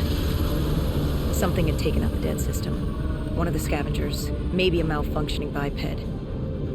We saw reinforcements fly in, but it was too late. Khalil tried to reach Egyptian command. All we heard were screams. Ramses Station had fallen to the dead. We got out of the open. Khalil, he'd reached a breaking point. No mistaking that look. That look of defeat, anger, frustration, hopelessness. You try to sympathize, you try to comfort. Doesn't matter. Then Kane came over comms. She'd picked up the location of Sarah Hall, another of Taylor's team. Her signal popped back up on the grid. We had traced her to Kebeshet, the sandy ruins of Cairo's Garden City. I told Khalil if there was a sliver of hope, we needed to catch Hall and find Taylor.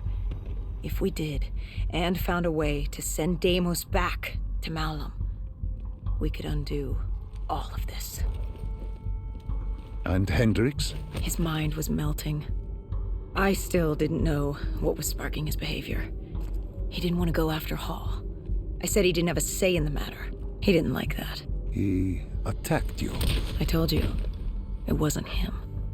It was that look in his eyes, like Gojulan, like Moretti, like Diaz. He wasn't buying this interdimensional bullshit.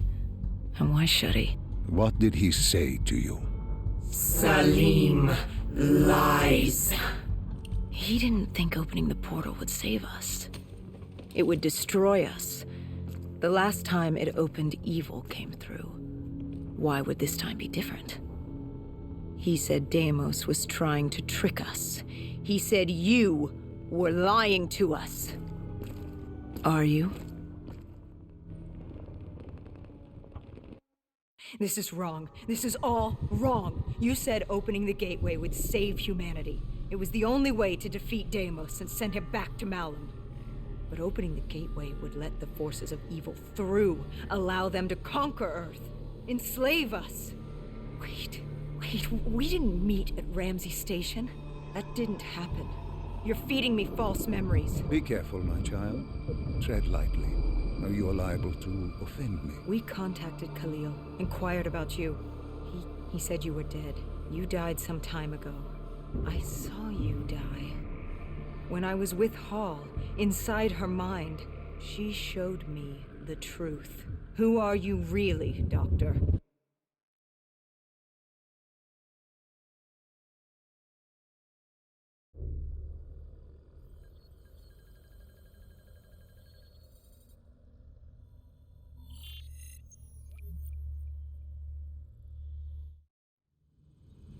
Deimos was going to open the gateway.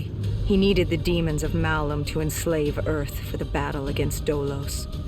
We didn't know what he had planned, but we had Sarah Hall. Her signal tracing to Kebichet. You didn't think it odd that her signal appeared? After years of absence. There wasn't time to think about it. But if we got her, we could find Taylor and decipher Deimos's plan. We had no idea we were being baited for a trap.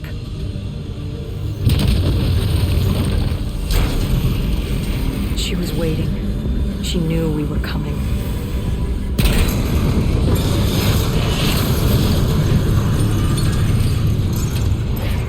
Deimos was using Taylor to open the gateway. If we were gonna find him, we needed to take Hall down and interface with her.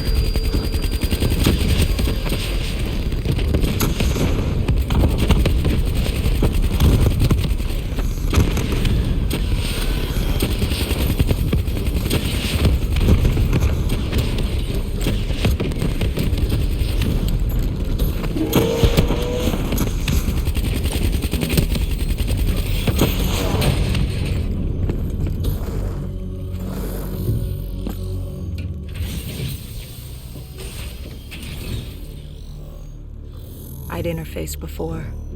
I knew how it worked.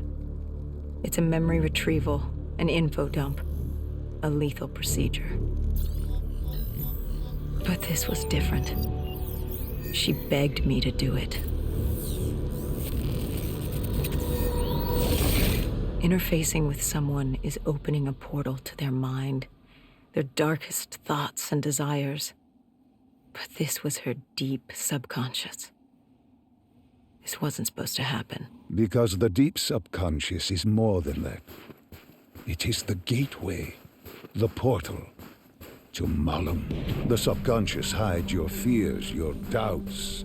It's the most primal version of you. It's what you run from. And by running, you persevere in life. But what if you embrace the subconscious? How do you think I opened the gateway? But you said to open the gateway, I had to relive my memories. No. I told you to take me to the start of your journey. The journey into the depths of your fears. You chose to relive your memories. So tell me, what do you fear?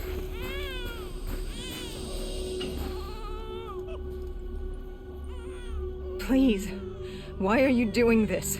Why are you scrambling my mind? Don't make me do this! You don't have a choice. You haven't had one since you picked up that child. Since you embraced Sarah's fear.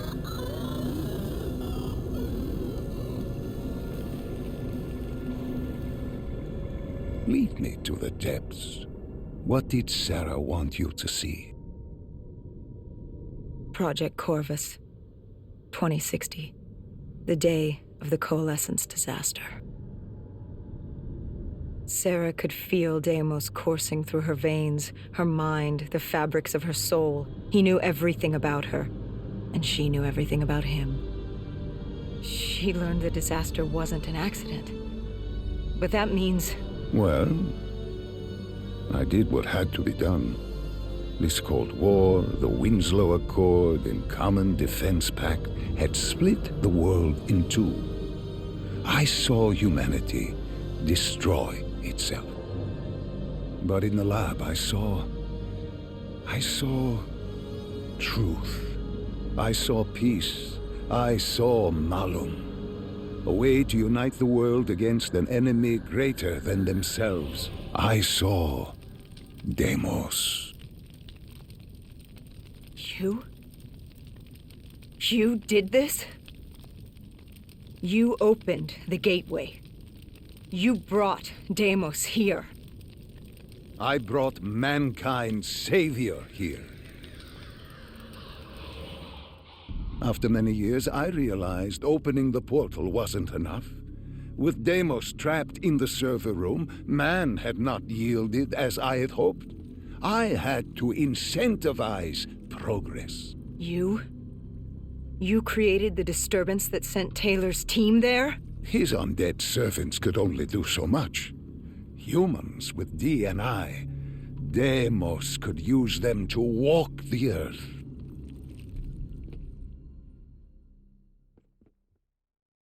Hall told me that she had no idea what they were getting into, but they had to follow standard operating procedure, which meant locking down the site and interfacing with the location's primary systems in the server room below.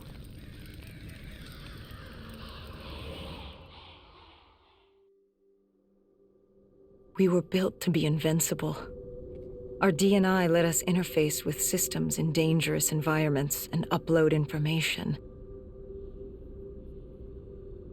We created the very opportunity for Deimos to leave the server room. He was a prisoner, with no way to expand humanity's horizon. We were vehicles for his transportation. That makes it sound so cold. This is for the good of humanity.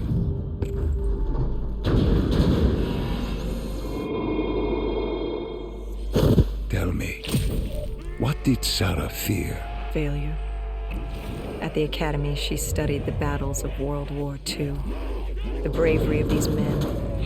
She feared she could never match their heroism. She feared she didn't have real courage. She ran from it. She had nightmares of Bastogne. As she entered her subconscious, she gave into fear, let it pull her away. I followed her, deep within her mind. There had to be a way to save her.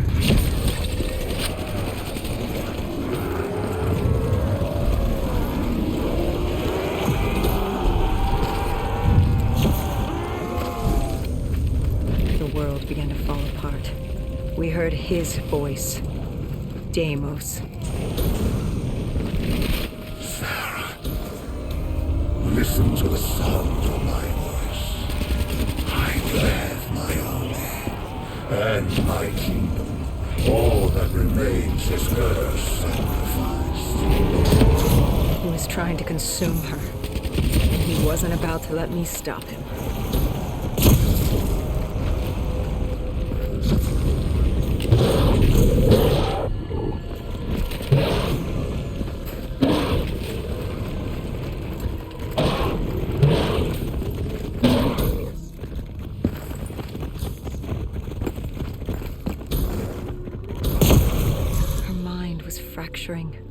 Stretched between our dimension and his. She warned me to turn back, to let Deimos take her. I told her I'd stay with her. I'd see it to the end. I asked her what happened after Coalescence. You were deep within her subconscious, at the threshold of another dimension. You seemed to embrace the journey. You think I wasn't scared? I was terrified. There was no way to make up for what I had done, but I had to try.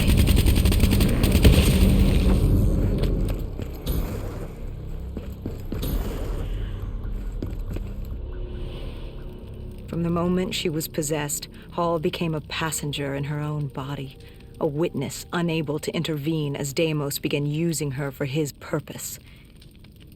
He wanted them to go to the Black Station. He wanted to find you. To meet the man who'd given him his freedom.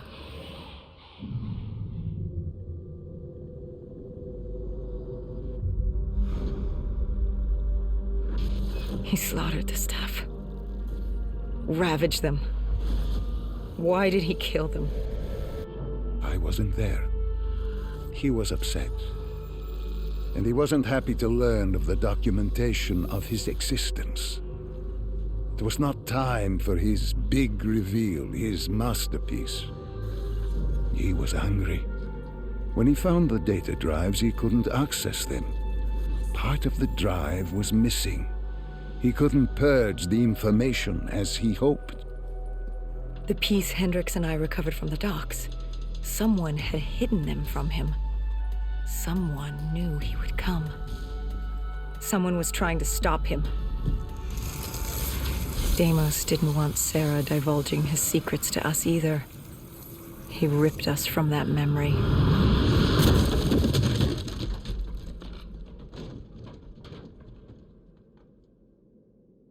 We were in Foy. I didn't just see fear in Sarah's eyes anymore. I saw admiration. The longer I stayed, the stronger she became. the more she actually believed she had a chance. She told me to follow her. There was something she wanted me to see. Something she wanted to tell me.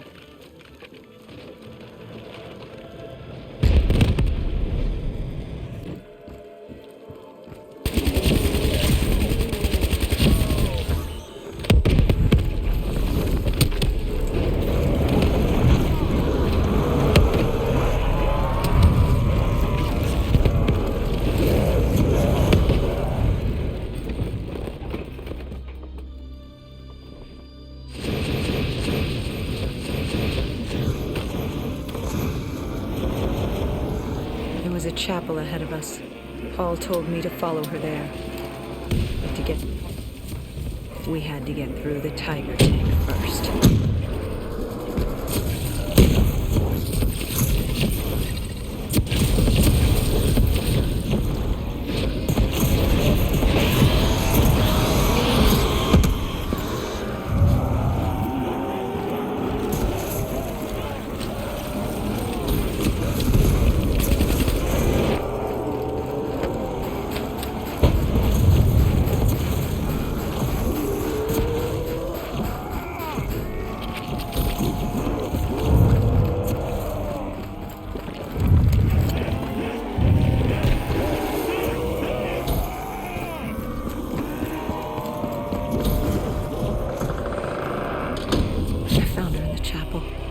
I tried to approach her,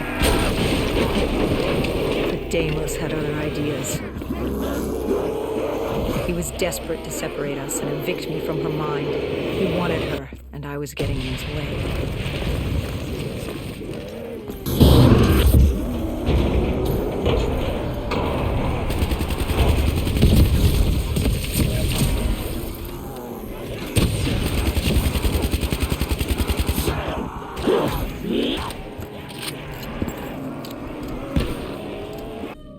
She told me to approach her. She wanted me to understand. Sarah couldn't understand. She only saw how it ended. Humans are obsessed with beginnings and ends. The journeys between, they become filler.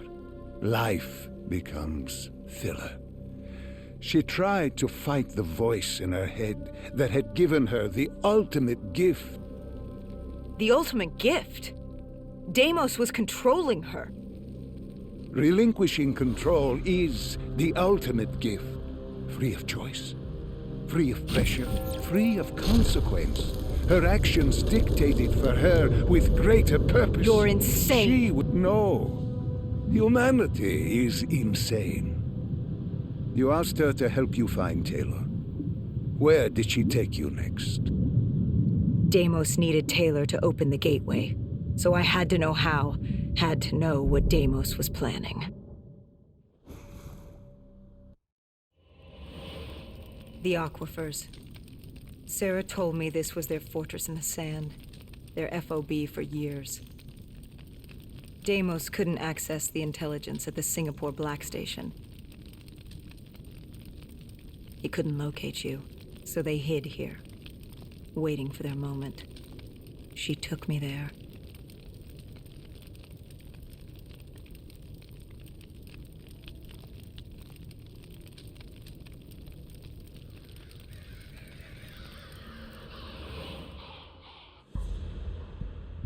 There's something I don't get. You made this happen. You've pushed for the annihilation of Earth. But Deimos wasn't using you. You weren't his puppet. What's in this for you? Why are you doing this? Are you an undead sympathizer? No, my child. Dr. Salim was not a sympathizer. He was so much less than that. He was so much more insignificant than that. Was? Wait. What do you mean, was? I must say, I'm impressed with how delusional you've become. You had completely forgotten this memory. They found you. They tortured you for information, but This doesn't make any sense. You were an ally. You enabled him, freed him. Dr. Salim was no ally. He was a tool. An instrument I enabled. He was a blind idealist believing he could make the world a better place.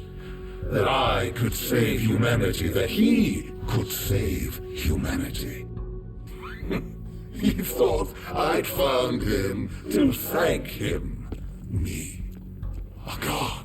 Thank a mortal. I found him to seize power from him. No.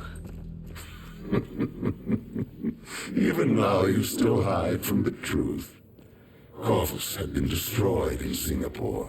I needed it to open the gateway. That was why I had kept Salim alive. He worked with a colleague, Kruger. And they built me a new Corvus at Coalescence headquarters in Zurich. One which I could use to open the gateway. So I had no further need for the doctor. She knew what was coming. All that remained was her sacrifice. For her to join my ranks and eternal damnation under my command. I am humanity's salvation. A savior giving purpose to a lost species that deserves far less. I am Deimos. The tree. I've seen it before. The entrance to Malam. Tell me, what do you fear? You don't fear the undead.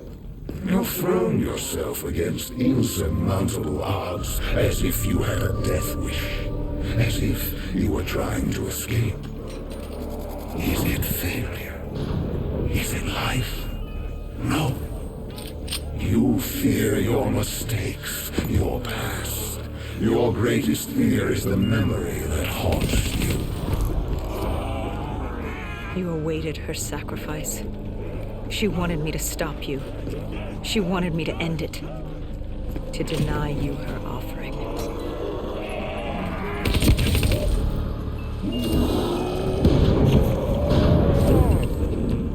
Sam!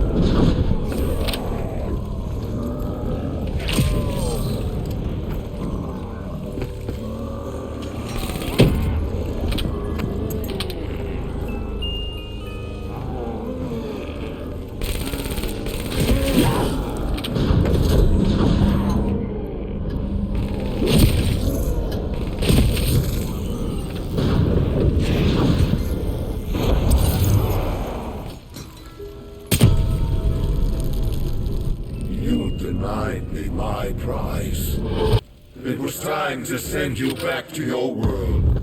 You must know how this ends. This ends with your sacrifice. But now I had you. I passed from Hall's mind to your own. Slowly, I would work my way through you. Sarah may have told you who I was and what I was planning, but none of that mattered because now I had you. But you were strange.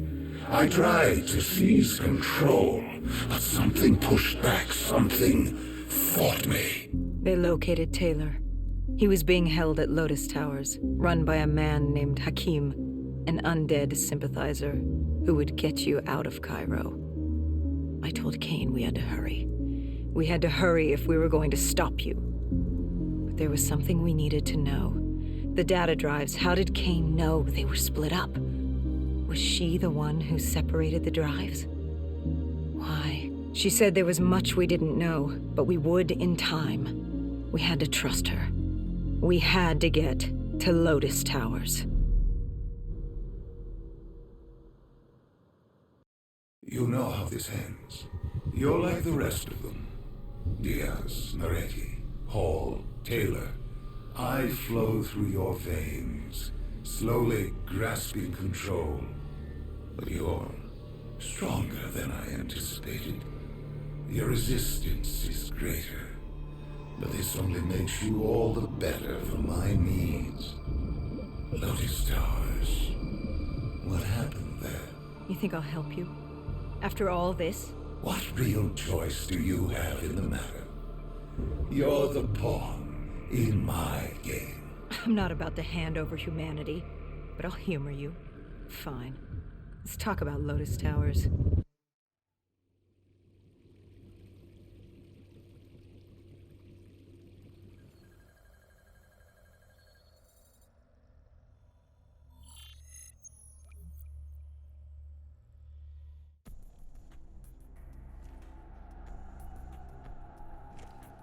Lotus Tower was one of many megastructures in Cairo. Hakeem was the self-appointed slumlord of the vertical city. That fucker was a maniac, an undead sympathizer providing Taylor with safe passage from Cairo to Zurich. Khalil and the Egyptian army joined us for the assault. If we got Taylor, we thought we had a chance. We took out Hakeem's men. To get to Taylor, we first had to kill the slumlord, then take the security station on the 25th floor. From there, we could locate Taylor and shut down the dead systems Hakeem installed, allowing the rest of the Egyptian army to join the fight. So there we were, humanity's last hope. If we failed, we were fucked.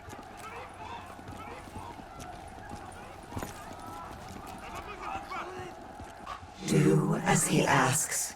Give Deimos what he wants. Trust me, it's all going to be okay. Remember the truth.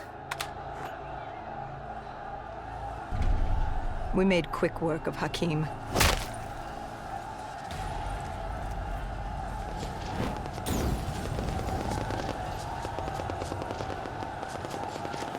Khalil spoke to the people. This was their time. Time for the living to take back this city of the dead.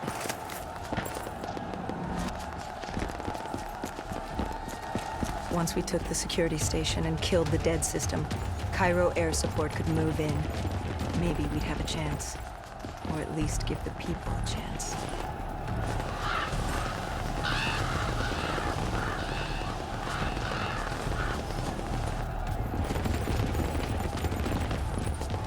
And then we were coming for Taylor. We were coming for you.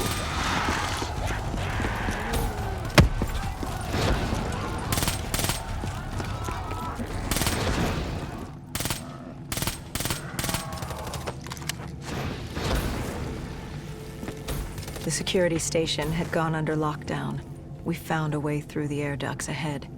Hendricks opened the path for us. The delay irritated him, but then he wasn't himself.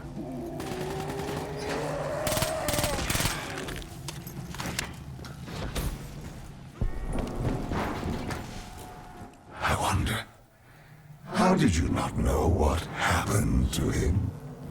Did you not see it? Were you so blinded by blissful ignorance?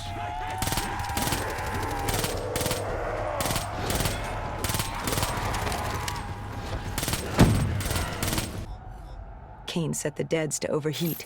Egyptian army VTOLs would join the fight in a few minutes. And John Taylor?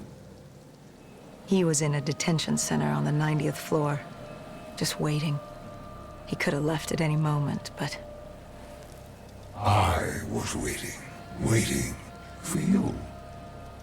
Fuck you. What was it? I must know. What was in your mind that refused to fall in rank like your friends had? Even now I am without answers. Even the all-powerful and all-knowing are neither all-powerful or all-knowing. Do you know who I am? Can you comprehend what I have seen? Millions of timelines, universes where the Coalescence disaster never happens. Ones where it occurs, but instead of opening the gateway, it gives birth to a new life form. And that's just Earth, let alone the rest of the universe. The very notion that I can achieve such greatness and not control a mortal is insulting. Hendrix was stretched thin. You'd broken him. I enlightened him, like I did you. Look at the false memories I created for you. I tried to remove your near-death experience in Ethiopia. I added myself to your memory of Ramses. I protected you from what haunted you. I wanted to make you understand my motive. Right. This war with your sister, Dolos? What's it say about you that the only way you can defeat her is by enslaving backup? Don't you dare mock me.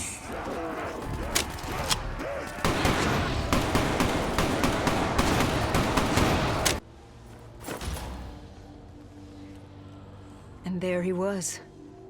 John Taylor. The last 5 years. Boiling down to a single moment. And you hesitated. You could have killed him right there, and you hesitated. After all these years, running from failure, and you couldn't pull the trigger. You had what you wanted right in front of you, yet you stopped. What was it? Why stop now when you were so close? Was it compassion? Regret? No. It was Hendrix. He tried to talk Taylor down, get him to change his mind. For a moment, I saw the light return to Hendrix's eyes. I saw him. This is one of my last memories with Hendrix before what happened. And watching Taylor walk away as Hendrix pleaded, I saw the inevitability. We weren't going to win this war. But as always, you pressed on. This was the world we made. What else were we going to do?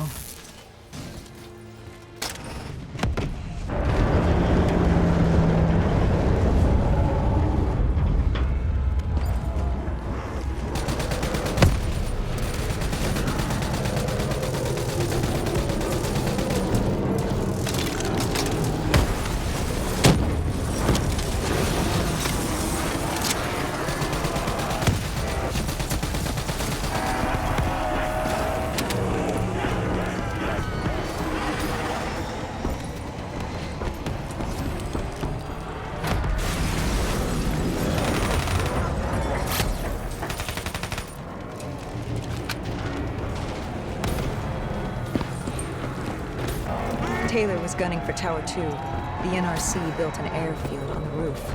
It was his way out of Cairo. The Egyptian army moved in to offer support as we moved across the sky bridge.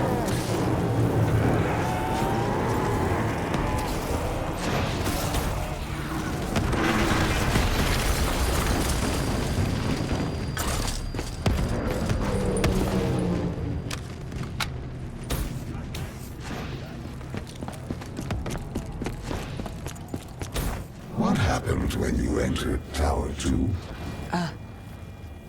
Another malfunction. My DNI. Listen to me. Listen to the sound of my voice. I need you to trust me. Let him win. The only way to defeat Deimos is to let him win.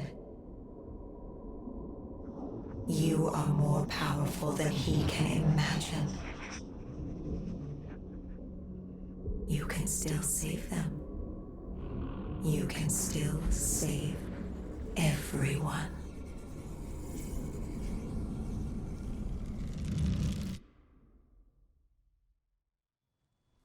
Hendricks snapped us out of it. Tower 2 was an inferno, an abandoned robot factory crawling with malfunctioning robotics and the undead. We had to move.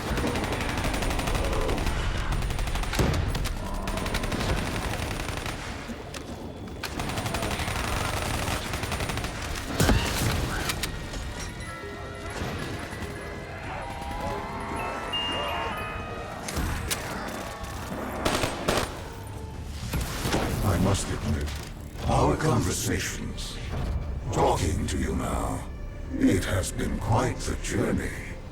Even now you still resist submission.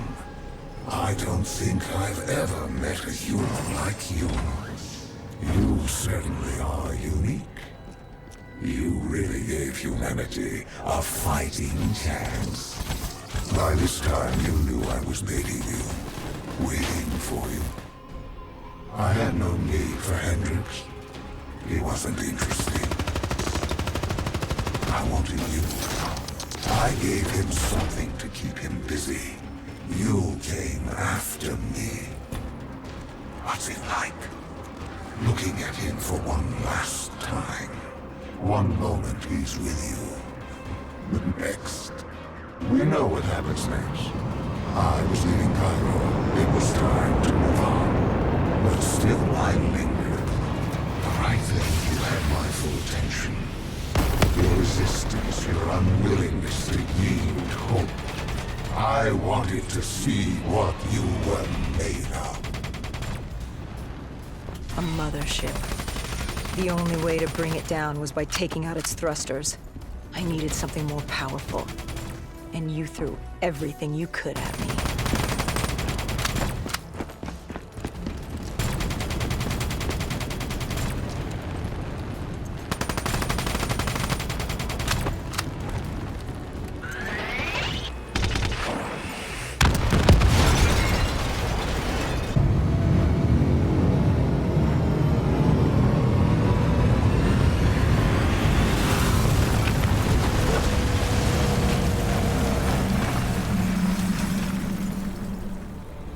The mothership crashed and pinned me on the roof.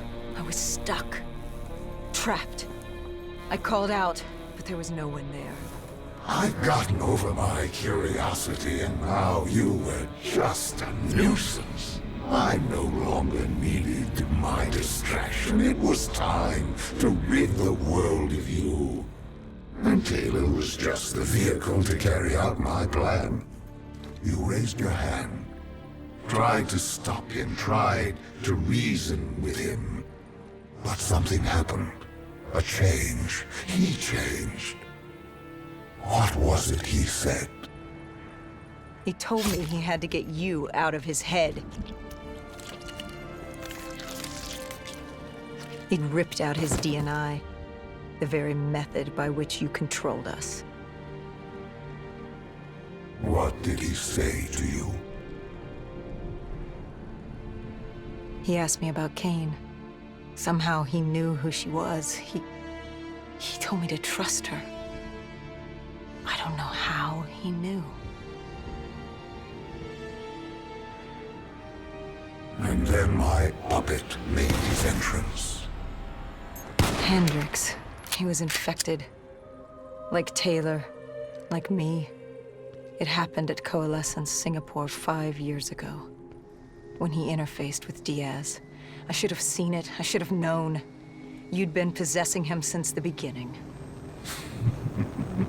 You humans, so focused on your beginnings and endings. It's no wonder you destroyed yourselves. So I gave you your ending. I left you there to die. Hendricks would be my vehicle of annihilation.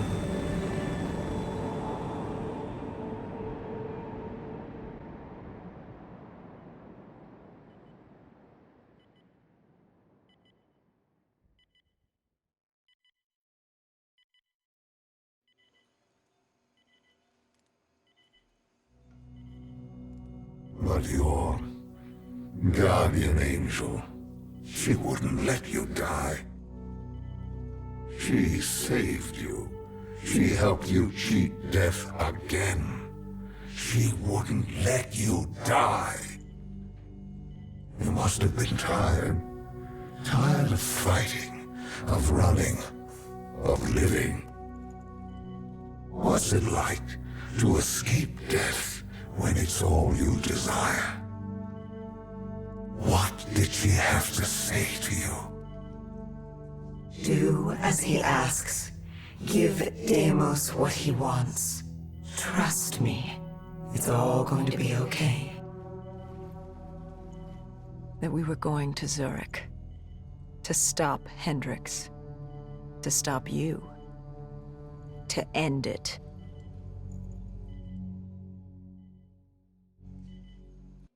Humanity has outstayed its welcome. The dead shall inherit the earth. I shall have my army to defeat Dolos.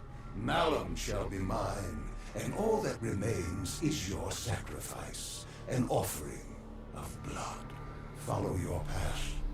Relive your final moments and change your fate to a far greater one. Your resistance was strong, but it was a matter of time before you obediently bowed before me, as the rest of your species did. Let us return to Zurich and finish this. I will have my war, and you will bear witness to the end of mankind.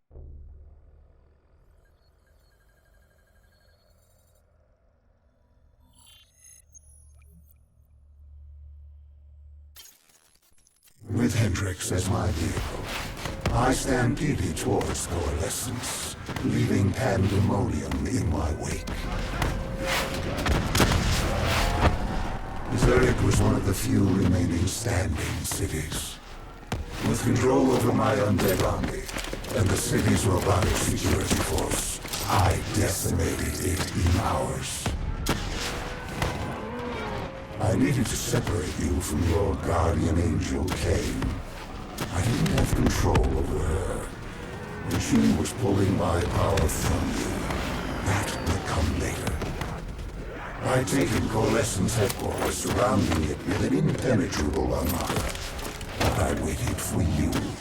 I was still curious. I was in your head, but I couldn't take control. I wanted more. I needed to know how before I opened the gateway. But before that, you had to get through my undead army.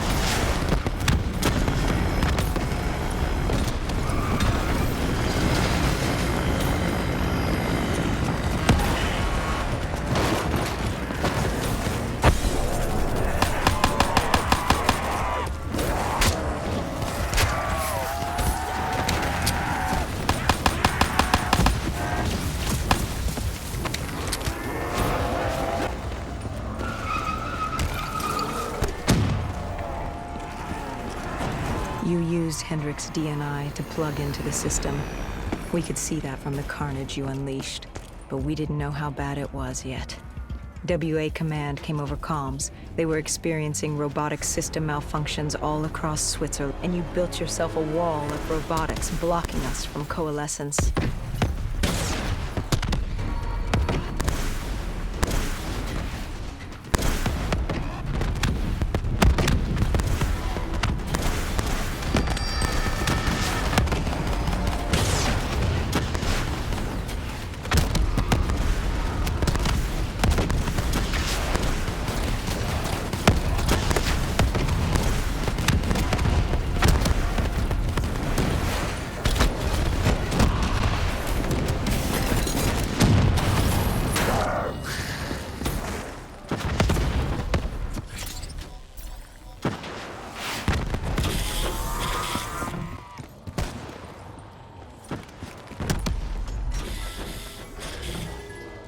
By the time we made it inside, you'd extended beyond Switzerland's grid. You'd seized control of WA Command. All remaining robotics protecting the world from the undead were now only loyal to you. You've done it. It was the beginning of the end of mankind. All that stood between you and domination were the two women in that lobby. And soon that too will be dealt with. Accordingly.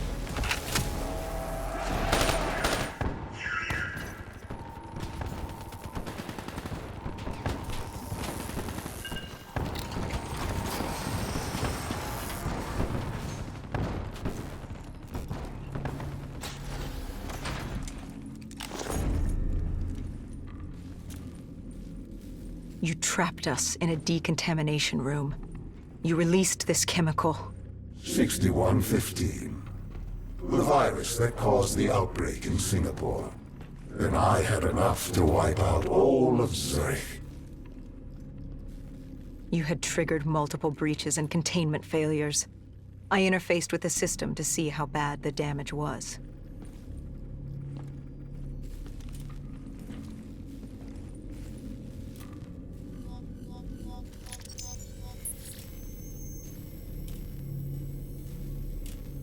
And Kane acted as I predicted.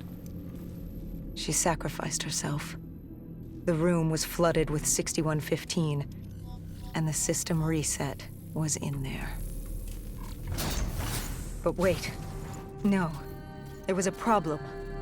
What had you done? You lied. You tricked her. There was no breach. She sacrificed herself for nothing. I ripped her from you. She could toy no more in my affairs.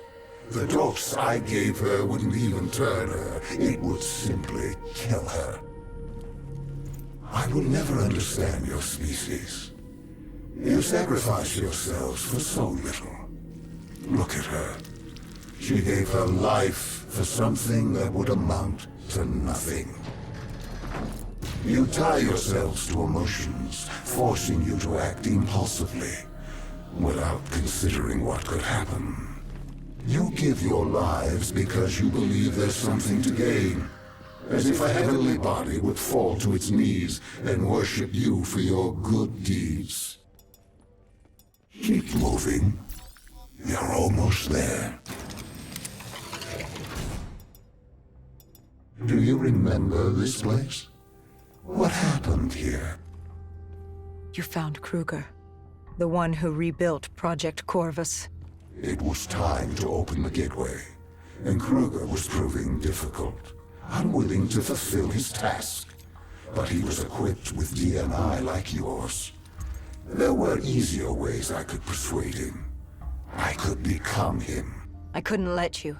I told Hendricks to stand down, or I'd take him down myself. You were desperate to convince him to open the gateway.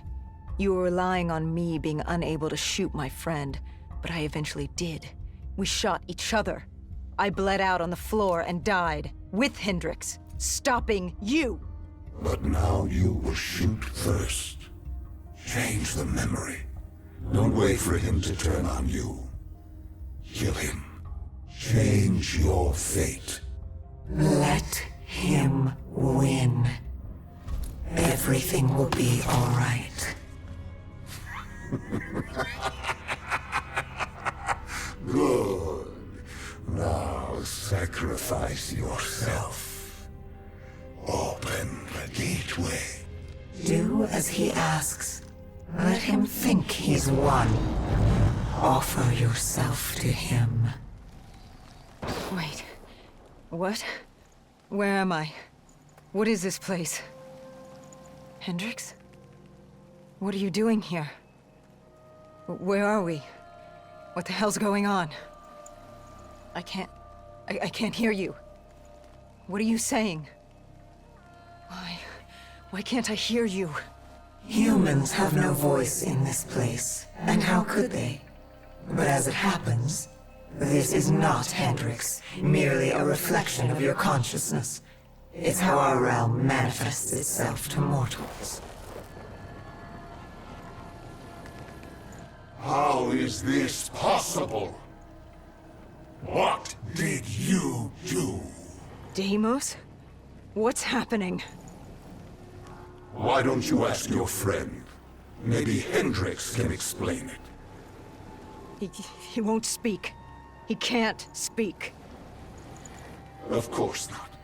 Of course the mortal cannot speak. Their voice is meaningless and insignificant. Why would we cater to their wants and wills when they shouldn't be here? Where is here? Like you don't know. Now you choose to play dumb with me. Do you even know what you've done? Where is Kruger?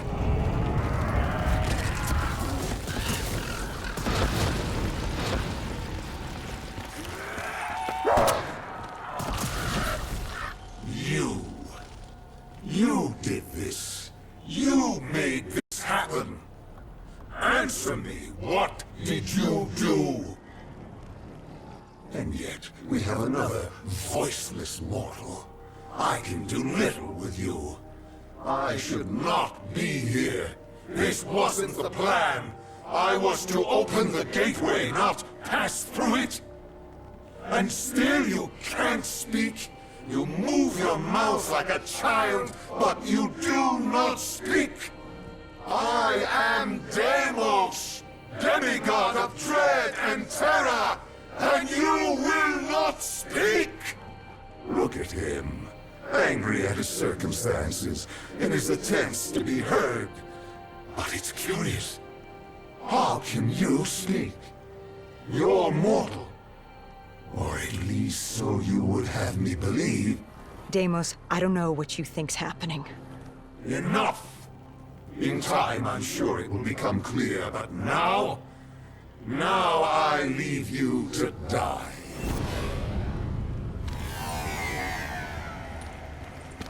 Hello?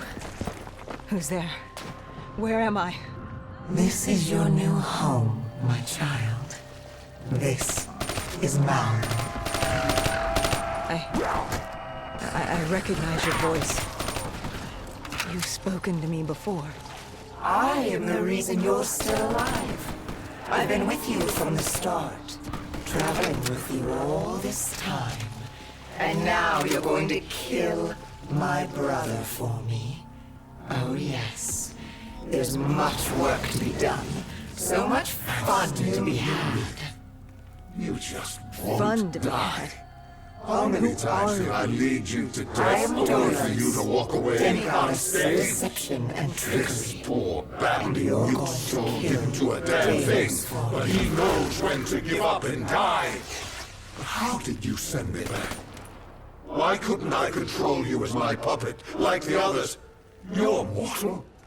She may be mortal, my dear brother, but she has a little help from her friend. No. You? This cannot be. What have you done?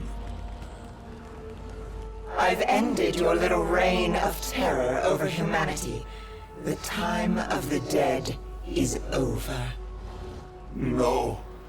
No! No! No! But Deimos, I thought you'd be happy. I've brought you back home where you belong. I must be confused. I thought that's what you wanted. Humanity was mine to rule. They were mine to destroy. Humanity will destroy itself in time. It doesn't need our help for that. Sister, you've made a grave mistake. Taylor, what are you doing here? How are you here? It's an illusion I've created for you. A companion to help you. Follow him. Where is he taking me? To Deimos' hearts. To destroy him, you must first destroy his hearts.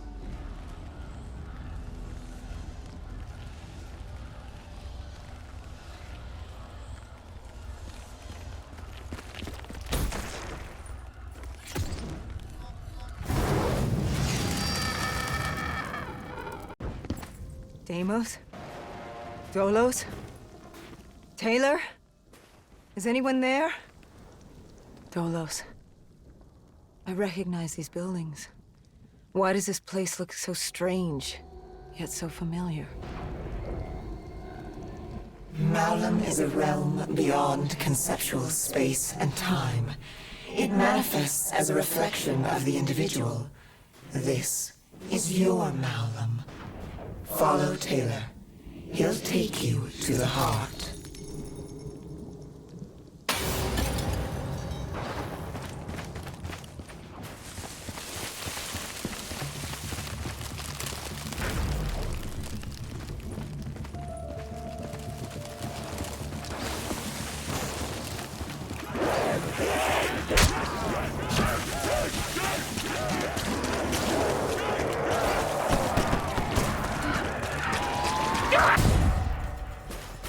This cold world is damned and consumed by death.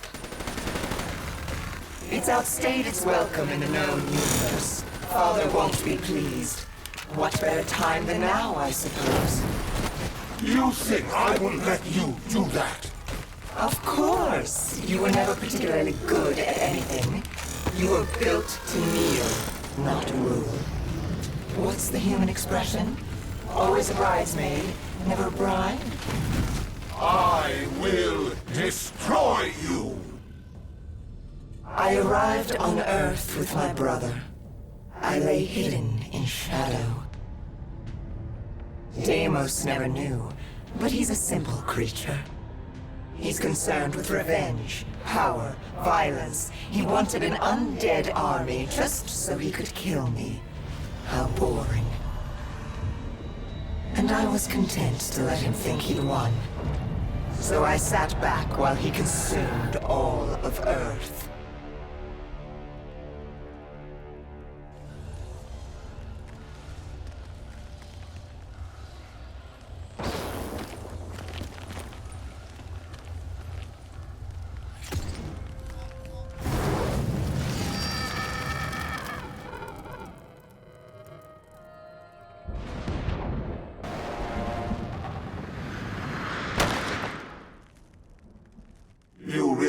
The futility of your actions. A human cannot kill a god. But she's no ordinary human. Wherever she goes, I follow. I'm in her head, a part of her. How could you have known my plan? Because it was my plan. I watched her in Coalescence, saved her in the aquifers, guided her through battle. This entire time, you've played into my hand. It's a pity she won't live to see me kill you.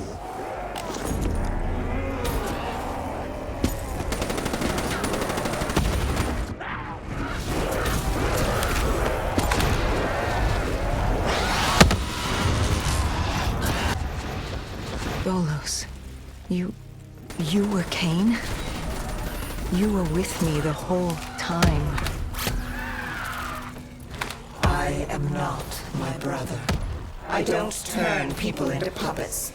Not when they're so suggestible and malleable. Why control when they can formulate their own thoughts? Go. Destroy the heart. I will break you, rip you from her grasp. Taylor found us easily. All it took was for the doctor to create the disturbance. Deimos thought he'd manipulated Salim. I had my fun watching my brother play with his toys, but I was bored. It was time to go home. You let him destroy humanity. Oh, relax. Humanity will be just fine. Without Deimos, Bishop's cure will work. Humanity will return to its boring, uninteresting self. Don't you worry your little head. You know, even if you kill Deimos, you can't go home. The gateway to Earth is sealed. You're trapped here. I hope that's not inconvenient. If killing that fucker means damnation here, I'll take it. Oh, I think you and I are going to get along just fine.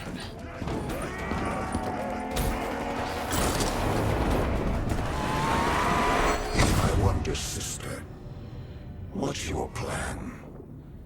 After you kill me, who's next? Our father? The king on his fiery throne, Cronus, Proteus, and Hybris, Chiron, the four brothers of the Great Sea, the...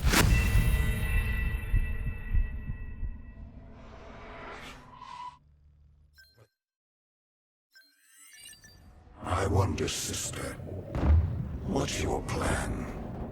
After you kill me, who's next? Our father?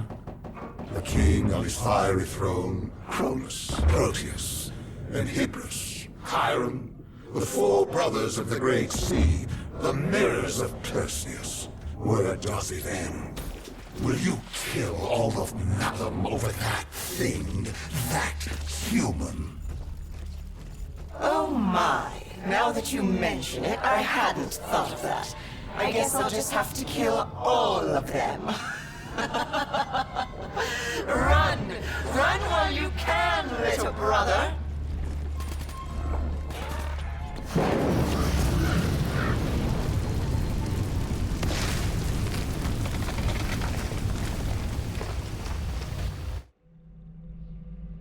Deimos did exactly as I had hoped. I knew, given the chance, he'd turn all of humanity into his army. Only then could I take him home. But to open the gateway, he needed a human sacrifice. Just as the test subjects were sacrificed to open the gateway in Coalescence. A blood offering. You. You know, he's not wrong. You are strong. Stronger than any human I've seen. You force yourself to carry the weight of the world. You use it. It motivates you. You're driven by the need to do better. To improve on what you once were. What's more human than that? The drive to do better. To be better.